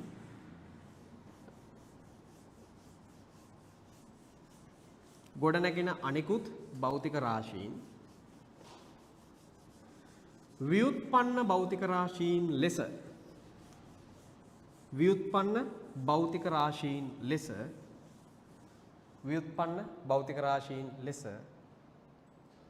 අර්ථ දැක්වේ ව්‍යුත්පන්න භෞතික රාශීන් ලෙස අර්ථ දැක්වේ ව්‍යුත්පන්න භෞතික රාශීන් ලෙස අර්ථ දැක්වේ හරි ඉතින් ළමයි ඕක ඔතනින් එහාට සෙට් වෙන්නේ ව්‍යුත්පන්න ටික හැබැයි ඔයා දැන් බේස් එක දන්නේ නැහැ. දැන් ඔයාට ව්‍යුත්පන්න භෞතික රාශියක් කියන්නේ කවුද කියලා දැන් නිකන් හිතන්නකෝ දැන් ඔයාගෙන් කවුරු හරි ඇහුවොත් ඇත්තටම ව්‍යුත්පන්න එකක් කියන්නේ කවුද කියලා. දැන් ඔයාට උත්තරයක් දෙන්න තියෙන්න ඕනේ. මොකක්ද උත්තරේ? මූලිකය දායක වෙලා හදන මනින්න පුළුවන් ඕනෑම දෙයක්. ඔයාගෙන් කවුරු හරි ඇහුවොත් දැන් අදින් පස්සේ මූලික භෞතික රාශියක් කියන්නේ කුමක්ද කියලා? දිග කාලයේ ස්කන්ධය. ඒ හත කියන්නේ ඒ හත තමයි කොහොමද? නමුත් අර්ථ දැක්වීම ඔළුවේ තියෙන්න ඕනේ. මොකද්ද? වෙනත් භෞතික රාශීන් අවශ්‍ය නැහැ ඒ අයව අර්ථ දක්වන්න. ඒක ඔයාගේ වචනෙන් කියන්න ඕනේ. ඒ ටික ඔයා දන්නවා නම් ඔයාට ඔන්න අද දවසේ කරපු ටික තේරිලා. හරිද? දැන් ඊළඟ දවසේ දැන් මෙහෙම දැන් අද මට ව්‍යුත්පන්න ටික කරන්න ඉන්ටර්වල් එකෙන් පස්සේ ටයිම් එක තමයි. ඉතින් ඉන්ටර්වල් එකෙන් පස්සේ තව වැඩක් යනවනේ. අපි මෙහෙම කරමු. හරි. ව්‍යුත්පන්න ටික අපිට ඊළඟට කතා කරන්න ඉතුරු වෙනවා. ව්‍යුත්පන්න ටික. හරිද? මේක ඇතුලේ අපි ඉගෙන ගන්නවා ව්‍යුත්පන්න අයට ඒකක නිර්මාණය වන විදිය. හරිද? ව්‍යුත්පන්න අයට ඒකක නිර්මාණය වන විදිය අපි මෙතන ඉගෙන ගන්නවා. එතකොට ව්‍යුත්පන්න අයට ඒකක නිර්මාණය වෙනකොට ඒක තව හින්දා මල සමයන් ගොඩකට බෙදෙනවා. උදාහරණයක් විදියට SI මූල ඒකක, විශේෂ ඒකක සහ අනියම් ඒකක කියලා අන්න ඒකක කියලා එහෙමත් කඩනවා. හරිද? ඒ නිසා ඊතර ලොකු වැඩක් තියෙනවා. ඇත්තටම මේ ව්‍යුත්පන්න ටිකක් බහැලා වෙනම කරන්න ඕනේ දෙයක්. හරි. නමුත් පෑ දෙකක කාලේ අවසන්නේ. අපි ඉන්ටර්වල් එක ගමු කියලානේ. ඉන්ටර්වල් එක ගමු. ඉන්ටර්වල් එක විනාඩි 10ක් විතර අරගෙන ඉතුරු ටිකට එහෙම වුණොත් ඔයාලා සම්බන්ධ වෙන්න. ක්ලාස් එක ගැන කියන්න තියෙන්නේ මෙහෙමයි. දැන් ඔයාලට තේරෙනවා නම් ඔන්ලයින් එකක් ඉන්නවනේ. ඔන්ලයින් අයටත් කියන්න තියෙන්නේ ඔයාලට තේරෙනවා නම් ක්ලාස් එකේ වෙනම ස්ටයිල් මේ යන ස්ටයිල් එක ඔයාලට මැචින් කියලා. හරිද? ෆිසිකල් වගේම ඔන්ලයින් එකෙත් දිගටම ඉන්න. මොකද අපි කොහොමද වගකීමක් අරන් ගන්නන්නේ. ඒ කියන්නේ මම කියන්නේ මේ පළවෙනි බැච් එක දෙක නෙමෙයි මේ වගේ 9 වෙනි බැච් එක. එතකොට මීට කලින් බැච් 8ක් අපි කරලා තියෙනවා. ඒ නිසා වගකීම් සහිතව පන්තියේ යනවා. හරිද? සහ ටයිම් එක කිව්වොත් සාමාන්‍යයෙන් ටයිම් එක ඉතින් අද පළවෙනි දවසේ ඉඳලා සහ අපිට දවස් මේ කියන්නේ පොඩ්ඩක් වැඩි arrange කරගන්න චුට්ටක් වෙලා ගියා. හරිද? පළවෙනි දවසේනේ මොනවා කළා. ඒ නිසා පොඩ්ඩක් ටයිම් එකේ අවුලක් තිබ්බා. නමුත් සාමාන්‍යයෙන් පන්ති වෙලාවයි කියන්නේ පටන් ගන්න වෙලාව ඒක නම් ඒක මම පටන් ගන්නවා. සාමාන්‍ය මගේ හැටි ඒක. ඒ නිසා මේ දැනට ඉතින් දැන් ඊළඟ සතියේ ඉඳන් අපි ෆික්ස් දවසක් දානවනේ ගෲප් එකට දාන්න. ගෲප් එකට දාමු. මේ ෆික්ස් දවස් ගෲප් එකට දාන්න. මේ දවස්වල ඔයාලට ක්ලාස් එකම ක්‍රෑෂ් වෙන්නෙත් නැහනේ. හරිද? කොහොමත් ඔයාලා මෙහෙමයි. ඇත්ත කතාව කිව්වොත් ඒකක හා මාන කියන පාඩමේ මහා ලොකු පාඩමක් නෙමෙයි ළමයි. හරිද? මේක ඔයාලගේ ස්ටාර්ට් එක තමයි. සමහරට ඔයාලට මේක මහා ලොකු පාඩමක් විදිහට දැනෙයි. මොකද ස්ටාර්ට් එකනේ. ස්ටාර්ට් එක නිසා මේක මහා ලොකු පාඩමක් විදිහට දැනෙයි. හැබැයි ඇත්තටම මේක මහා ලොකු පාඩමක් නෙවෙයි. මේවැ බරපතලකම තේරෙන්න යන්න ඕනේ යාන්ත්‍ර විද්‍යාව. හරිද? ඒ හරියෙන් තමයි ළමයි ටික තේරුම් ගන්න දැන් නම් හරි තමයි කියලා. හරිද? ඒ නිසා මේකේ ඔයා යාන්ත්‍ර විද්‍යාව දැන් සමහර අය හිතන්න පුරුදු වෙන්නේ යාන්ත්‍ර විද්‍යාවට ගිහිල්ලා. එතකොට ලේට්. එහෙම නෙමෙයි. අද ඉඳන් අද කවද්ද? 31. අද 31. මට සාමාන්‍යයෙන් දවස් මතක හිටිනවා හරි අඩුයි. වගේ මට මගේ බර්ත්ඩේ එකත් මතක් කරන්නේ අපේ අම්මා සමහරලාට. ඒකත් මතක නැහැ. ඉතින් ඒ නිසා මේ දවස් මතක තියාගන්න අද 31 නේ. හරි. අද 31. අද ඉඳන් හිතන්න. රයිට්. ඉස්කෝලේ වැදගත් නැහැ. ඔව්. ස්ටඩි පැක් එකනේ. හරි. අද ඉඳන් හිතන්න. අද 31 නේ. හෙට නෑ. අයියේ බාලගිරි දෝෂ නෑ. ඉතින් සයන්ස් නේ. කොන්දක් තියාන කරන්න නැහැ. කොන්දක් නැති වෙන්න බෑ. නැත්තම් එනවා ඉතින්. හරි. දැන් කී දෙනෙක් එපා කියන්න නැද්ද සමහර වෙලාවට? නේ? සයන්ස් කරන්න එපා කියන්න නැතේනේ සමහරුනේ. සාමාන්‍ය එහෙම කියනවානේ. මටත් එහෙම කිව්වා ඒ කාලේ. ඕකට ගිහිල්ලා කරගන්න කෙලව ගන්න එපා එහෙමයි කියලා. නෑ මම එපා කරන දෙයමයි කියන්නේ. මගේ හැටි ඒක. මට මොකෙක් කරේ එපා කිව්වොත් මම කරනවා. හැබැයි ඉතින් එහෙමයි කියලා මේ මෝඩ වැඩ කරන්නේ මට විශ්වාසයක් තියෙනවා නම් මට ඒක කරන්න පුළුවන් නම් 100ක් එපා කිව්වොත් මම ඒක කරනවා. ඒ මගේ හැටි. එතකොට මේ දැන් ඔයාලත් එහෙම ඉන්නදිනේ මේක රිස්ක් එකක් ගත්තනේ නේ. දැන් නැත්තම් ඉතින් ජොලි අනිත් සබ්ජෙක්ට් එකක් ජොලිත් නෑ. ඉතින් ඒවත් මේ දුක තමයි. කොහෙට ගියත් වැඩ කරන එක වැඩ කරනවා. වැඩ කරන්නේ නැති එක වැඩ කරන්නේ නෑ. හැබැයි වැඩ කරන කෙනෙක් වෙන්න මට එච්චරයි කියන්න තියෙන්නේ 100ට 4ට පයින්න. මේ 100ට 4 කියන එක ඔයා පයින්න. මේ තමයි ලංකාවේ ළමයි 100ක් ගත්තොත් හිතන්න පුළුවන් ළමයි ඉන්න ප්‍රතිශතය. මේකට ඉස්කෝලේ වැදගත් නෑ. ඒ ඔයාලා හිතන්න එපා මේ ඔයාලා මේක ඉස්කෝලේ මේ හොඳම ඉස්කෝලවල වලට එහෙම නෑ. හිතන්න පුළුවන් මිනිස්සු මොන ඉස්කෝලෙත් ඉන්න පුළුවන්. ඒ ඉස්කෝලේ ඉන්න ළමයාට හරි පාර හම්බුනා නම් ඌ හිතනවා. එච්චරයි. ඌ එතනින් එහාට හිතනවා. හිතලා ටිකක් කල් යනකොට සබ්ජෙක්ට් එකේ උඩටම එනවා. ඉතින් එතනින් එහාට එහෙම ළමයි ඉන්නවා. දැන් මගේ 26 ඉන්නවා. එද්දි මැද්දදී ආපු ළමයි ඉන්නවා. ඒගොල්ලෝ එනකොට යාම අර සාම්ප්‍රදායික ටෙම්ප්ලේට් එකකට හුරු වෙලා හිටියේ. හරිද? නමුත් අද වෙනකොට මම 27ට උගන්වනකොට කට්ටිය ඇවිල්ලා 26 අය මගේ පන්ති පිටිපස්සේ ඉඳන් ගණන් හදනවා 26 අය. මං එන්න කියලාත් නෙමෙයි ඒගොල්ලෝ එනවා. ඇවිල්ලා එච්චර උනන්දුවක් ඒගොල්ලන්ට ඇති වෙලා තියෙනවා. ඇයි ඒ ගණන් හරියන්න පටන් ගත්තාම ඒ එන ආතල් එක රචනා ප්‍රශ්න 100ක් කියලාවත් ගන්න බෑ. සරලයි කතාව. දැන් එන අමාරුවෙන් ගානක් හදලා ඔකට හරි උත්තරේ ගන්නවා නේද? ඒ එන ආතල් එක වෙලෙකින් ගන්න බෑ. ඒ නිසා මේ ගණන් හරියන්න ගත්තාම භෞතික විද්‍යාව රහ වැටෙයි. හැබැයි ගණන් හරියන්න නම් හිතන්න පුරුදු වෙන්න ඕනේ. සිලබස් එක ඕන කෙනෙක්ගෙන් ඉගෙන ගන්න පුළුවන්. හැබැයි විෂන් එක තියෙන තැනකින් වැඩේ පටන් ගන්න. මට එච්චරයි කියන්න තියෙන්නේ. ගෲප් එකේ දැනුවත් කිරීම ටික කරන්නම්. ඊට පස්සේ ඔන්ලයින් කට්ටියට ස්ටඩි පැක් ඔන්ලයින් මේ ෆිසිකල් දෙකනේ. ස්ටඩි පැක් එකක් ගැන කතා කරා. ඒක අපි ගෲප් එකේ දානවා. හරිද? මේ වැඩේ දිගටම යනවා. සහ මගේ ෆිසිකල් සහ ඔන්ලයින් පන්ති දවස් දෙක මම ගෲප් එකේ දාන්නම්. සහ ඔයාලට කොහොමත් පාඩම් ඉවර වෙනකම්ම මේ අවුරුද්ද ඉවර වෙනකම් කියන්නේ 2028 ඉවර වෙනකම්ම අපි පොත් ටික දෙනවා, පෑන් ටික දෙනවා, ටියුබ් ටික දෙනවා. ඇවිල්ලා ඉගෙනගෙන යන්න. එච්චරයි කියන්න තියෙන්නේ. සාමාන්‍ය ලංකාවේ වෙන කොහෙවත් නොකරපු වැඩක් මේ කිරිපත් ගොඩ ඉතින් අපි කරනවා. ඉතින් ඔන්ලයින් මම දැක්කා මේ ගොඩක් ඔන්ලයින් ළමයි හිටියා. ගොඩක් දුර පැලෙත් වල නුවර එළිය ඒ පැතිවල ගාල්ල ඒ පැතිවල ගොඩක් ඔන්ලයින් කට්ටිය සහභාගී වෙලා ඉන්නවා. ඉතින් ඒ අයට ගෙදරටම ටියුබ් ටික එනවා. හරිද? ෆිසිකල් වගේම ෆිසිකල් නපන්තිර ළමයිට දෙනවනේ. ෆිසිකල් ළමයි ඉතින් අපි ඉස්සරහින් ඉන්නේ නේ. ඉතින් ඒගොල්ලෝම අපි කොහොමත් හදනවා. හරිද? අර ඔන්ලයින් අය පොඩ්ඩක් විනය පොඩ්ඩක් ඒක අපි කියන්නේ අර ඩිසිප්ලින් එක චුට්ටක් හදාගෙන ඔන්ලයින් එකේ හිටියොත් ඉතින් වෙනසක් නැහැ. දෙගොල්ලොන්ටම එක මැච් එක ගැහුවා හැකි. මේ වැඩේ තියෙන්නේ කොහෙ ගියත් හිතන්න පුළුවන් ළමෙක් වෙන්න ඕනේ. නැත්තම් මේ ෆිසික්ස් කරන්න ගැලපෙන්නේ නැහැ. ඕකයි ලංකාවේ ට්‍රෙන්ඩ් කේස් එක. මෙතන වෙන කාරණාටලා ඉතින් කේක් කප නට ඉන්න වෙලාවක් නැහැ. මේ ඔයාලගේ ජීවිතේ වටිනම අවුරුදු 2කමාර. හරිද? ඔයාලා තව අවුරුදු අපි හිතමුකෝ මිනිස්සෙක් අවුරුදු 100ක් ජීවත් වෙයි කියලා. දැන් ඔයාලට වයස කීයද? 16 මාසෙයිද එහෙමද? 16යි. 16යිද? 16 මම දාන්නේ මට ඔය වයි මේ 16 කියමුකෝ 100ක් නම් තව කීයක් ඉතුරුද බං? 16 84ක් ඉතුරුයි නේද? ඊළඟට තව අවුරුදු 84ක් ජීවත් වෙන්න තියෙනවා ඈ. ඔය 84 කොහොමද ජීවත් වෙන්නේ? මොකෙක් කියලාද ජීවත් වෙන්නේ? හරිද? කීයක තීරණය වෙන්නේ ඔයා මේ ගත කරන අවුරුදු 2කමාර ඇතුලේ. ඔයා මේ ගත කරන අවුරුදු 2කමාර හොඳට ගත කරගත්තොත් ඊළඟ 84 රෙපියුටේෂන් එකකුත් හදාගෙන ඉන්න පුළුවන්. හැබැයි ඒක තීරණය කරන්නේ මේ වාගේ වටිනම කාලය ඇතුලේ. ඒතර මේ කාලය ඇතුලේ ඔයාලා දෙන තප්පරෙත් මට වටිනවා. තේරුණාද? ඒතර මම වෙන වෙන දේවල් පන්ති ඇතුලේ කරලා ඔයාලගේ ඊළඟ අවුරුදු 84ට කෙලින් දෙන්නේ නැහැ මම.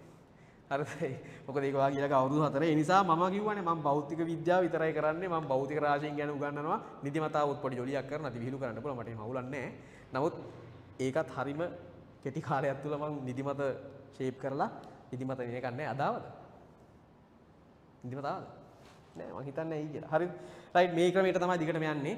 සිලබස් එක අපි මාස 4කට කලින් කොහොමත් කවර් කරන්න තමයි ටාගට් කරන් ඉන්නේ. මාස 4ක් ඇතුළත.